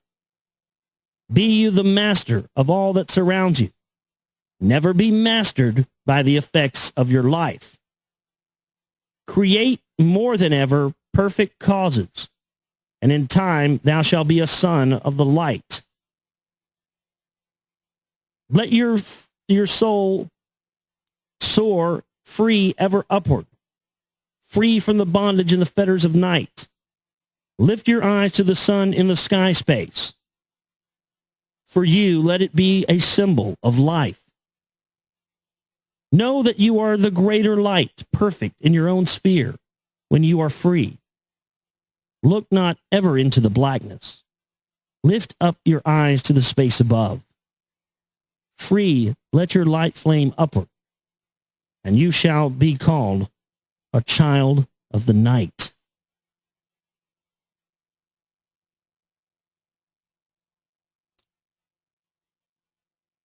Emerald Tablets of Thoth, number 12, the law of cause and effect, the key of prophecy. Listen, you, O man, to the words of my wisdom. Listen to the voice of Thoth the Atlantean. Conquered have I the law of time, space. Knowledge have I gained of the future of time. Know I that man in his movement through space-time shall ever be one with the all. Know ye, O man, that all of the future is an open book to him who can read. All effect shall bring forth its causes, as all effects grew from the first cause. Know you that the future is not fixed or stable, but varies as cause brings forth an effect. Look in the cause, and thou shalt bring into being, and thou shalt surely see that all is effect. So, O man, be sure that the effects that you bring forth are ever causes of more perfect effects. Know that the future is never in fixation, but follows man's free will as it moves through the movements of time-space toward the goal where a new time begins. We just played Free Will there by Rush, and I hadn't read that. That's pretty interesting. I'm going to read that again. That was some good stuff. So, O man, be sure that the effects that you bring forth are ever causes of more perfect effects. I like that. Know you that the future is never in fixation, but follows man's free will as it moves through the movements of time-space towards the goal where a new time begins. Man can only read the future through the causes that bring the effects. Seek you within the causation, and surely you shall find the effects. Listen, O man, while I speak of the future, speak of the effect that follows the cause. Know you that man in his journey lightward is ever seeking escape from the night that surrounds him, like the shadows that surround the stars in the sky. And like the stars in the sky space lie too, shall shine from the shadows of night. He too, rather, shall shine from the shadows of night. Ever his destiny shall lead him onward until he is one with the light. Aye, through his way lies midst the shadows. Ever before him glows the great light, dark through the way, but yet shall he conquer the shadows that flow around him like night. Far in the future I see man as light-born, free from the darkness that fetters the soul, living in light without the bounds of the darkness to cover the light that is the light of their soul. Know you, O man, before you attain this, that many the dark shadows shall fall on your light, striving to quench with the shadows of darkness the light of the soul that strives to be free. Great is the struggle between light and darkness, age-old and yet ever new. Yet know in time, far in the future, light shall be all, and darkness shall fall. Listen, O man, to my words of wisdom. Prepare, and ye shall not blind your light. Man has risen, and man has fallen, as ever new waves of consciousness flow from the great abyss below us towards the sun of their goal. Yes, my children have risen from a state that was little above the beast, until now of all men ye are greatest. Yet before thee there were others, greater than thee. Yet tell I thee as before, the others have fallen, and so also shall you come to an end. And upon the land where you now dwell, barbarians shall dwell, and in turn rise to light. Forgotten shall be the ancient wisdom, yet ever shall it live through the hidden, though hidden from men. I in the land thou callest Chem. Races shall rise, and races shall fall. Forgotten shalt thou be of the children of men, yet thou shalt have moved to a star space. Beyond this leaving, beyond this place where thou hast dwelt, the soul of man moves ever onward, bound not by any one star, but ever moving to the great goal before him, where he is dissolved in the light of the all. Know you that you shall ever go onward, moved by the law of cause and effect, until in the end both become one. This is talking about returning to the Creator, returning to the source. I, man, after ye have gone, others shall move in the place where you lived. Knowledge and wisdom shall all be forgotten, and only a memory of God's shall survive. As I to thee am a God by my knowledge, so you too shall be gods of the future, because of your knowledge far above theirs. Yet know you that all through the ages, man shall have access to law when he will. Ages to come shall see revival of wisdom to those who shall inherit thy place on this star. They shall in turn come into wisdom and learn to banish the darkness by light. Yet greatly must they strive through the ages to bring unto themselves the freedom of the light. Then there shall come unto man the great warfare that shall make the earth tremble and shake in its course. Aye, then shall the dark brothers open the warfare between light and the night.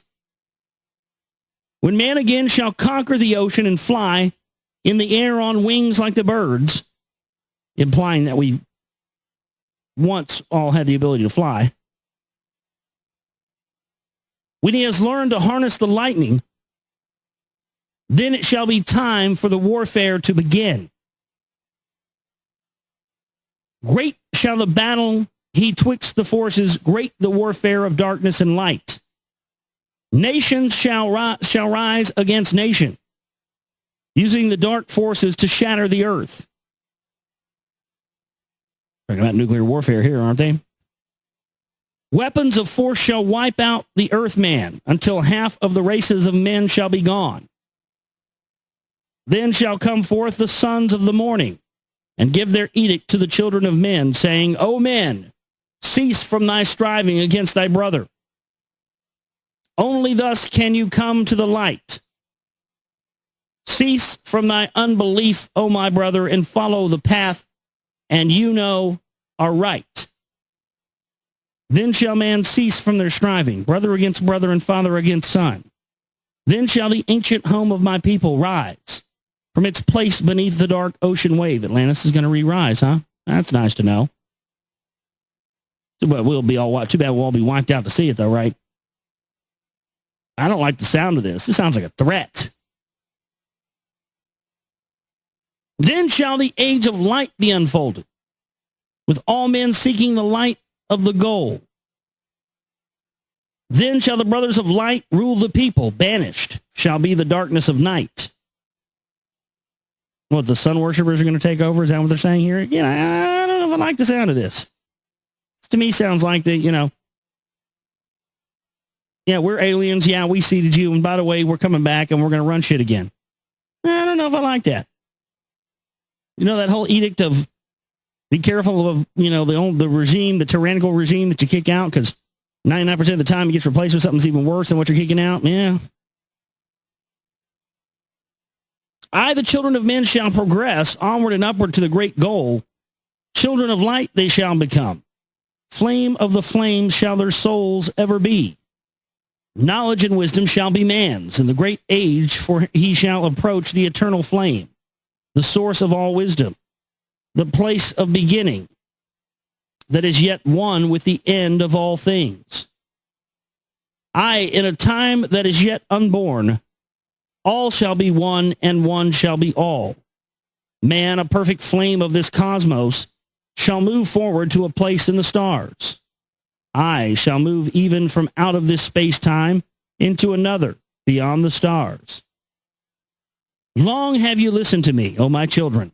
Long have you listened to the wisdom of Thoth. Now I depart from you into darkness.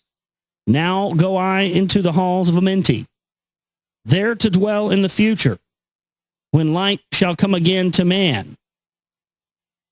Yet know ye, my spirit shall ever be with thee, guiding thy feet in the pathway of light. Guard you the secrets I leave with thee, and surely my spirit will guard you through life. Keep your eyes ever on the pathway to wisdom. Keep the light as your goal evermore. Fetter not your soul in bondage of darkness. Free let it wing in its flight to the stars. Now I depart thee to dwell in Amenti. Be thou my children in this life and in the next. The time will come when ye too shall be deathless, living from age to age, a light among men.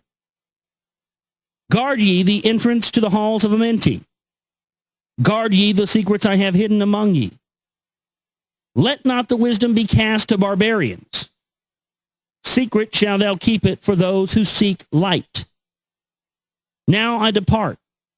Receive thou my blessing. Take thou my way and follow the light. Blend thou your soul in the great essence. One with the great light, let your consciousness be. Call on me whenever you need me. Use my name 3 times in a row.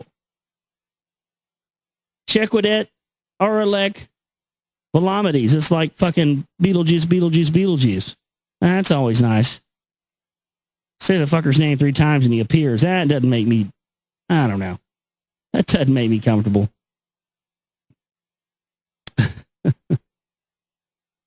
But the next chapter we're going to be doing, chapter 13, the keys of life and death.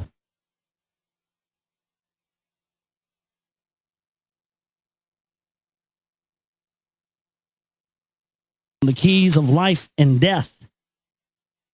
Listen, you, O man, hear the wisdom. Hear ye the word that shall fill thee with life. Hear ye the word that shall banish the darkness. Hear ye the voice that shall banish the light. Or night, rather. Banish the night, not the light, sorry.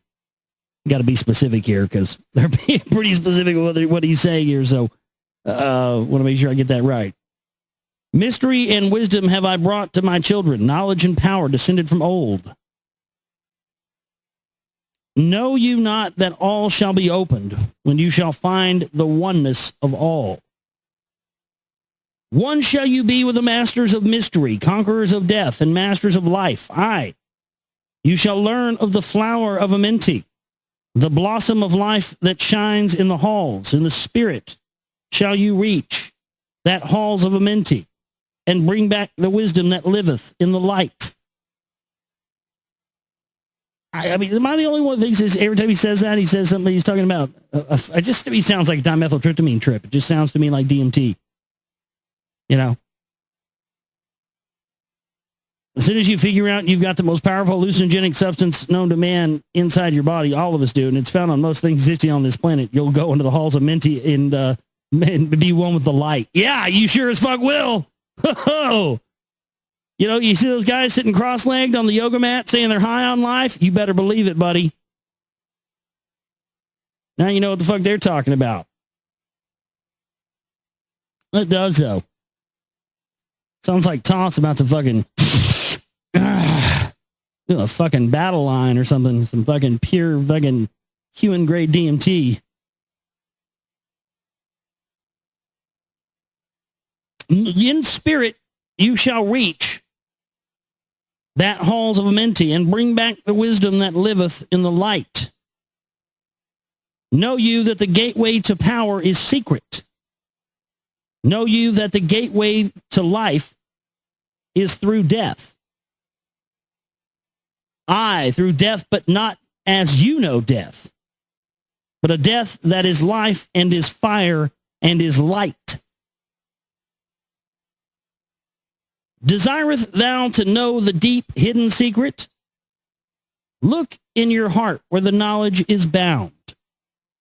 Know that in you the secret is hidden, the source of all life and the source of all death. There you go. It's talking about your pineal gland. Yeah. Source of all life and all death. There it is. The gateway into the non-material dimensions. There you go. Listen ye, O man, while I tell you the secret, and reveal unto thee the secret of old. Deep in earth's heart lies the flower, the source of the spirit that binds all in its form. Or know ye that the earth is living in a body, and thou art alive in thy own formed form. The flower of life is as thine own place of spirit, as your own place of spirit, and it streams through the earth as you flow through your form, giving of life to the earth and its children, renewing the spirit from form unto form. This is the spirit that is form of thy body, shaping and molding into its form. Know you, O man, that thy form is dual, balanced in polarity while formed in its form. Know that when fast on thee death approaches, it is only because thy balance is shaken. It is only because one pole has been lost. Know that the secret of life in Amenti is the secret of restoring the balance of poles. All that exists has form and is living because of the spirit of life in its poles. See you not that in earth's heart is the balance of all things that exist and have being on the face of the earth? The source of thy spirit is drawn from earth's heart. For in thy form thou art one with the earth. When you have learned to hold your own balance, then you shall draw on the balance of the earth. You shall then exist while earth is existing, changing in form only when earth too shall change. Tasting not of death, but of oneness with this planet, holding your form until all things pass away. Listen, O man, while I give the secret, so that you too shall not taste of change. 1 hour each day, you shall lie with your head pointed to the place of the positive pole, north. 1 hour each day, your head shall be pointed to the place of the negative pole, south. While your head is placed to the northward, hold your consciousness from the chest to the head. And when your head is placed southward, hold your thought from your chest to your feet. Hold you in balance once in each 7, and your balance will retain the whole of its strength. If you be old, then the body will freshen, and the strength will become yours as of a youth's. This is the secret known to the masters, by which they hold off the fingers of death. Neglect not to follow the path that I have shown. For when you have passed beyond years to 100, to neglect, it will mean the coming of death. Hear you my words and follow the pathway. Keep thou thy balance and live on in life. Hear ye, O man, and listen to my voice. Listen to the wisdom that gives thee of death. When at the end of thy appointed work, thou may desire to pass from this life. Pass to the plain where the sons of the morning live and have become children of the light. Pass without pain and pass without sorrow into the plain where there is eternal light. First, lie at rest with your head to the eastward. Fold your hands at the source of the life, the solar plexus. Place your consciousness in the life seat. Whirl it and divide it to north and to south. Send thou the one out toward the northward. Send thou the other out to the south. Relax thou their hold upon thy being. Forth from thy form will thy silver spark fly, upward and onward to the sun of the morning, bleeding with light at once with its source. There it shall flame till desire shall be created, then shall return to a place and a form. Know you, O men, that thus pass the great souls, changing at will from life unto life. Thus ever passes the avatar, willing his death as he wills his own life. Listen, O man, drink of my wisdom. Learn you the secret that is the master of time. Learn you how those that you call masters are able to remember their lives of the past. Great is the secret, yet easy to master, giving to thee the mastery of time. When upon you death fast approaches, fear not, but know that you are a master of death. Relax the body. Resist not with tension. Place in thy heart the flame of your soul. Swiftly, then sweep it to the seat of the triangle. Hold for a moment, then move to the goal. This, your goal, is the place between your eyebrows, your pineal gland. The place where the memory of life must hold sway. Hold thou your flame here in the brain seat until the fingers of death grasp your soul. Then, as you pass through the state of transition, surely the memories of life shall pass too.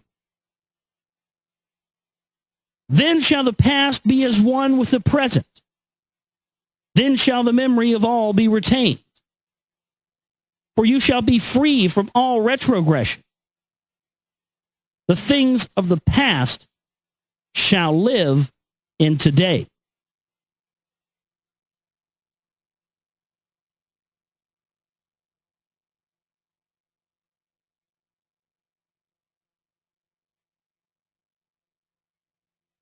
Listen ye, O man, to the deep hidden wisdom. Listen to the world since the time of the dwellers, lost and forgotten by men of this age. This is the supplementary, by the way. Emerald Tablets of Thoth. Know you that this earth is but a portal, guarded by powers unknown to man. Yet the dark lords hide in the entrance that leads to the heaven-born land. Know you that the way to the sphere of Arulu is guarded by barriers opened only to light-born man. Upon earth, I am the holder of the keys to the gates of the sacred land. Command I by the powers beyond me to leave the keys to the world of man. Before I depart, I give you the secrets of how you may rise from the bondage of darkness. The bondage of darkness, from what I understand in this, is the soul being trapped in the material body. That's what the darkness is our soul is shadowed and kept in darkness by the body that entraps it. Know you that the soul must be cleansed of its darkness before you may enter the portals of light. Thus I established among you the mysteries, so that the secrets may always be found. Though man may fall into darkness, always the light will shine as a guide. Hidden in darkness, veiled in symbols, always the way to the portal will be found. Man in the future will deny the mysteries, but always the way the seeker will find.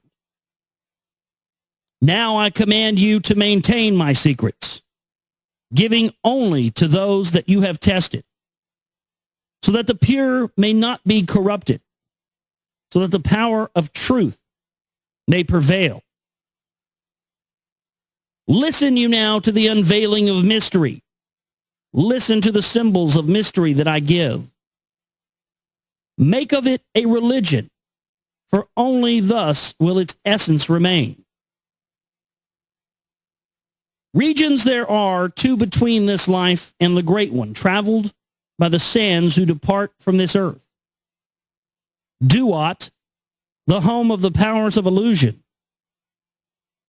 Sekhet Hetspet, the house of the gods. Osiris, the symbol of the guard of the portal, who turns back the souls of unworthy men.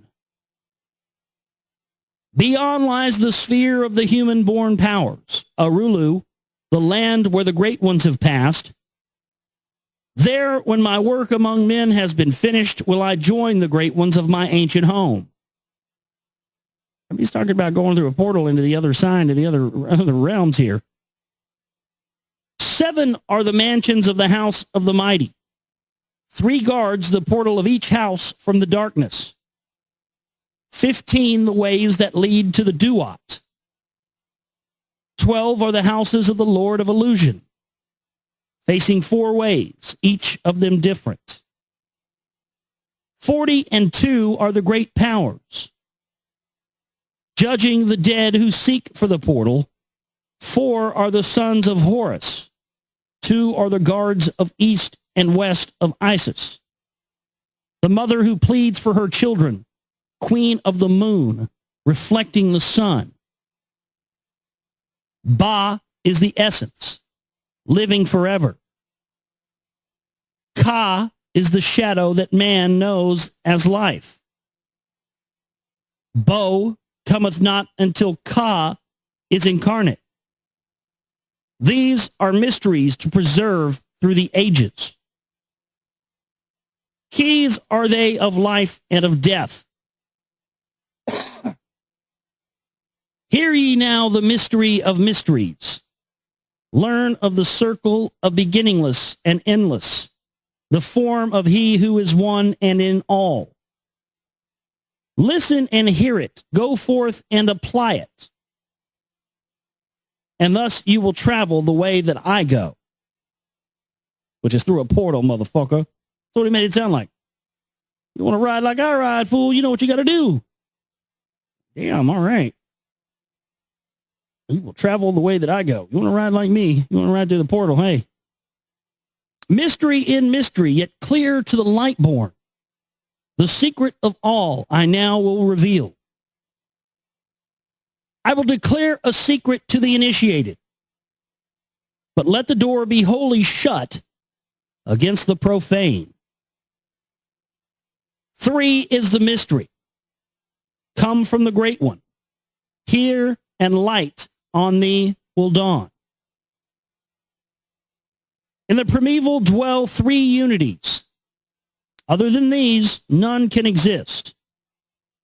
These are the equilibrium, the source of creation. One God, one truth, one point of freedom. So God, truth, and freedom are the three.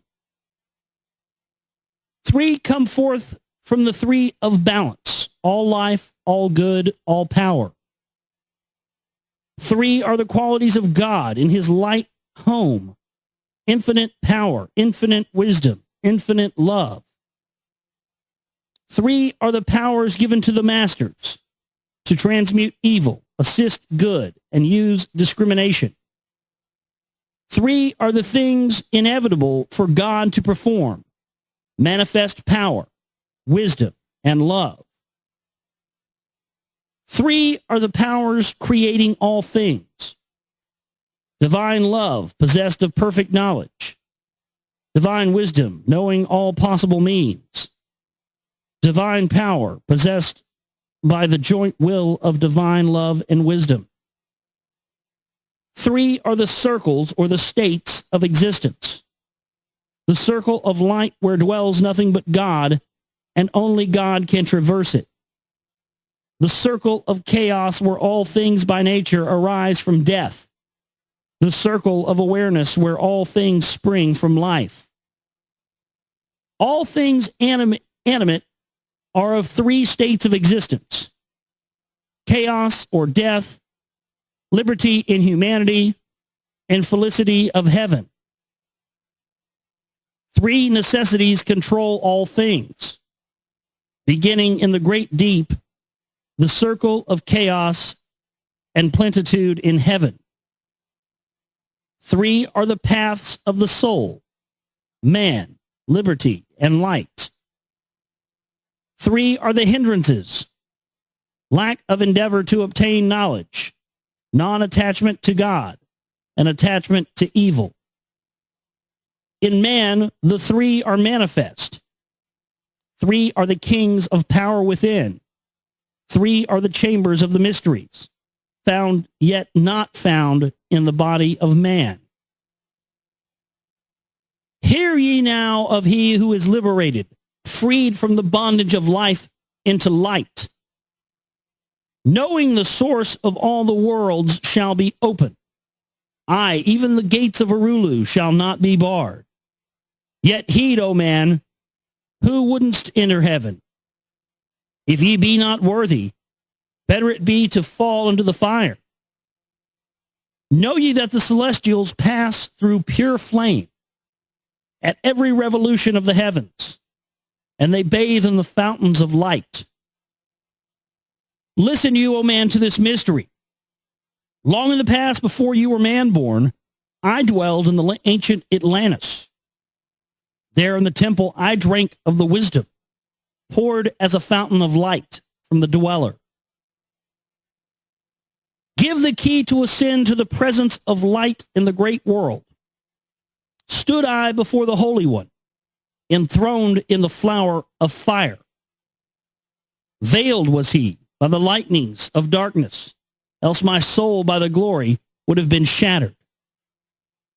Forth from the feet of his throne like a diamond rolled forth 4 rivers of flame from his footstool, rolled through the channels of clouds to the man world. Filled was the hall with spirits of heaven. Wonder of wonders was the starry palace. Above the sky, like a rainbow of fire and sunlight, were formed the spirits. They sang the glories of the Holy One. Then from the midst of the fire came a voice. Behold the glory of the first cause. I beheld that light high above all darkness. Reflected in my own being, I attained, as it were, to the God of all gods, the Spirit Son, the sovereign of the sun spheres. There is one, even the first, who hath no beginning, who hath no end, who hath made all things, who govern all, who is good, who is just, who is illuminated, who sustains. Then from the throne there poured a great radiance, surrounding and lifting my soul by its power. Swiftly I moved through the spaces of heaven.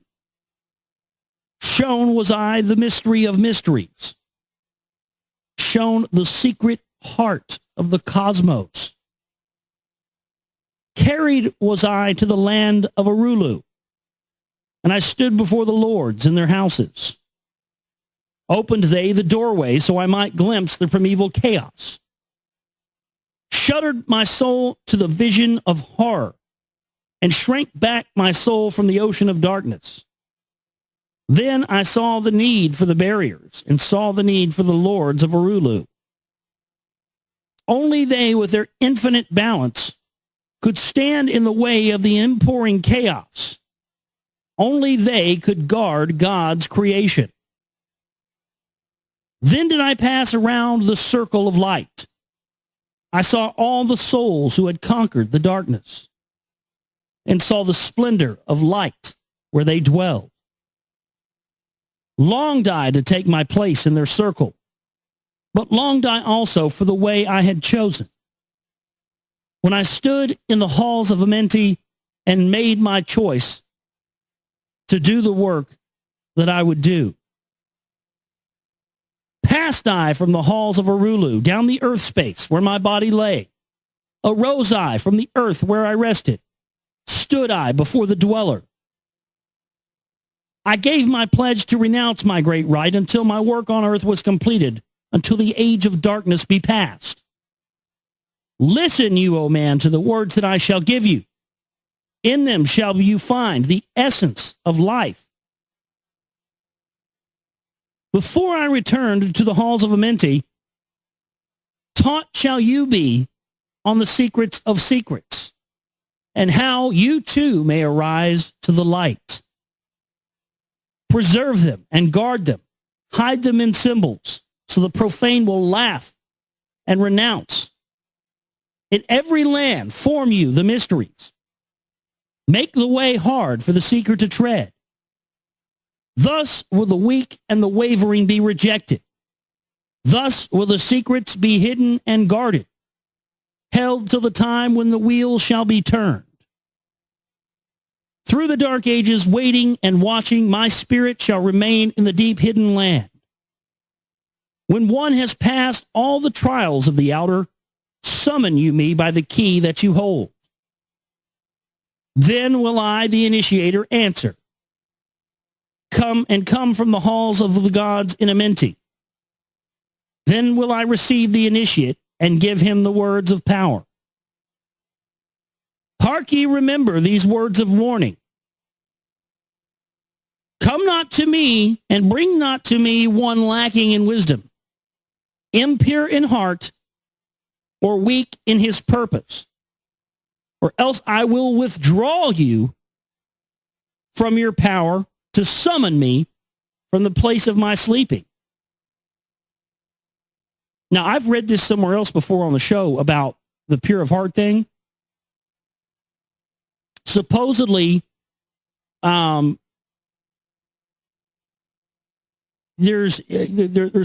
are certain people on the planet who have inside of our DNA, we have a code, and that code allows us to go into the temple where the portal is to go to the other side. That's what he's referencing here. The pure of heart, like it knows when you go to this. That's it's kind of like in Raiders of the Lost Ark, you know, when the Nazis open up the Ark of the Covenant, you know, and fucking shit comes out and asks them. Yeah, that's what it has to do with. Now go forth you and summon my brothers, or summon your brothers, so that I may impart the wisdom of light to the path when my presence is gone. Come to the chamber beneath my temple and eat not food for 3 days until 3 days are past. There I will give you the essence of wisdom, so that with power you may shine amongst men. There I will give unto thee the secrets, so that you too may rise to the heavens.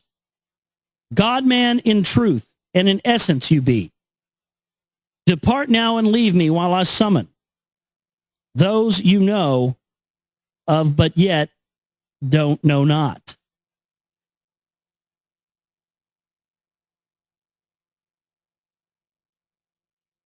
The secret of secrets. This is the final tablet of the Emerald Tablets of Thoth. We're going to get into that here for you right now. Now ye assemble, my children, waiting to hear the secret of secrets, which shall give ye the power to unfold the God-man, and give ye the way to eternal life. Plainly shall I speak of the unveiled mysteries. No dark sayings shall I give unto thee. Open thy ears now, my children, and hear and obey the words that I give. First I shall speak of the fetters of darkness, which bind you in chains to the sphere of the earth. Darkness and light are both of one nature, different only in seeming, for each arose from the source of all. Darkness is disorder. Light is order. Darkness transmuted is light of the light. This, my children, your purpose in being, transmutation of darkness to light. Hear ye now of the mystery of nature, the relations of life to the earth where it dwells. Know ye that you are threefold in nature, physical, astral, and mental in one. 3 are the qualities of each of the natures, 9 in all, as above, so below. In the physical are these channels, the blood which moves in vortical motion, reacting on the heart to continue its beating. Magnetism, which moves through the nerve paths, carrier of energies to all cells and tissues. Akasa, which flows through the channels, subtle yet physical, completing the channels. Each of the 3 attuned with each other, each affecting the life of the body. They form the skeletal framework through which the subtle ether flows. In their mastery lies the secret of life in the body, relinquished only by will of the adept when his purpose in living is done. 3 are the nature of the astral mediator, is between above and below, not of the physical, not of the spiritual, but able to move above and below. 3 are the natures of mind, carrier of the will of the Great One, arbitrator of cause and effect in your life. Thus is formed the threefold being, directed from above by the power of 4. Above and beyond man's threefold nature lies the realm of the spiritual self. 4 is it in qualities, shining in each of the planes of existence, but 13 in 1, the mystical number. Based on the qualities of man are the brothers. Each shall direct the unfoldment of being. Each channel shall be of the Great One. On earth, man is in bondage, bound by space and time to the earth plane. Encircling each planet, a wave of vibration binds him to his planet of unfoldment. Yet within man is the key to releasement. Within man may freedom be found. When you have released yourself from the body, rise to the outermost bounds of your earth plane. Speak you the word Dor-e-Lila, Dor-e-Lila. Then for a time your light will be lifted. Free may you pass through the barriers of space. For a time of half of the sun, 6 hours, free you may pass the barriers of the earth plane and see and know those who are beyond you. Yes, to the highest worlds you may pass. See your own possible heights of unfoldment. Know all earthly futures of soul. Bound are ye in your body, but by the power you may be free. This is the secret whereby bondage shall be replaced by freedom for you. Calm, let your mind be. At rest, let your body be. conscious only of freedom from flesh. Center your being on the goal of thy longing. Think over and over that thou wouldst be free. Think of this word, la il ganover. La il ganover. And over in thy mind let it sound. Drift with the sound to the place of your longing, free from the bondage of flesh by your will. Hear ye while I give the greatest of secrets, how you may enter the halls of Amenti and enter the place of the immortals as I did, and stand before the lords in their places. Lie down and rest your body. Calm your mind so that no thought disturbs you. Pure must you be in mind and in purpose, else only failure will come unto thee. Vision Amenti as I have told in my tablets. Long with the fullness of heart to be there. Stand before the lords in your mind's eye. Pronounce the words that I give you. Pronounce them mentally inside of your head. Mekut el Shab el Hal Serbin el Zabot Zin Ephron Quar el. That sounds like fucking Hebrew. Thoth is giving out Hebrew. Now that's just wonderful. That should tell you something right there. Relax thy mind and thy body. Then be sure your soul will be called. Now I give you the key to Shambhala, the place where my brothers live in the darkness. Darkness but filled with the light of the sun. Darkness of earth but light of the spirit guides you when my day is done. Leave thou your body as I have taught you. Pass to the barriers of the deep hidden place. Stand before the gates and their guardians. Command thy entrance by these words. I am the light. In me is no darkness. Free am I from the bondage of night. Open thou the way of the 12 and the 1, so I may pass to the realm of wisdom. When they refuse you, as surely they will, command them to open by these words of power.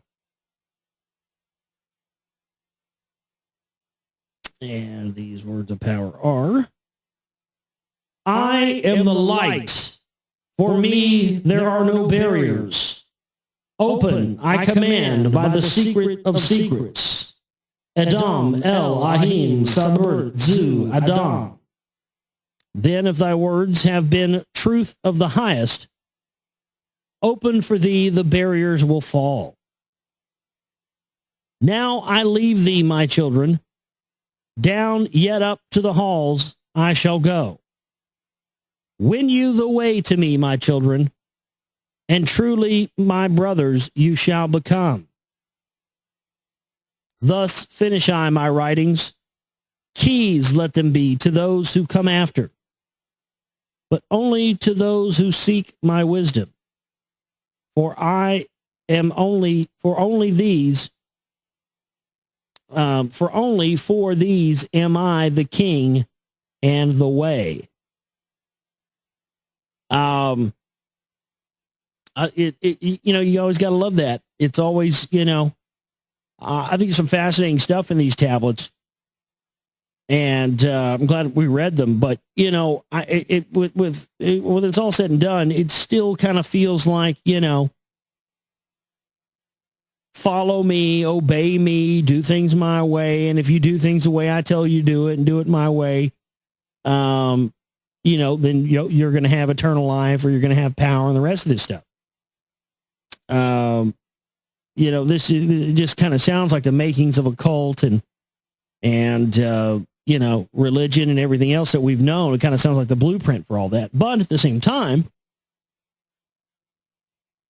I don't think that we can overlook this information with just that. I mean, at the same time, it still warrants looking into. At the same time, there's still things here that, the stuff about the halls of Amenti and inner earth and all this different stuff, Shambhala. I mean, it's highly interesting stuff, and the way that it coincides with a lot of the stuff that was in the Lost Book of Enki, it's very fascinating. But ultimately, I mean, I think that it's pretty clear, at least in my opinion, from the research I've done, that if you and I were to go to some other planet and find a primitive race and start having sex with them, we could pretty much set ourselves up as gods if they were more primitive than we are. And that's what all these guys did. They went around, when the earth was so big and they were just had free reign. They went all over the earth setting themselves up as gods. Because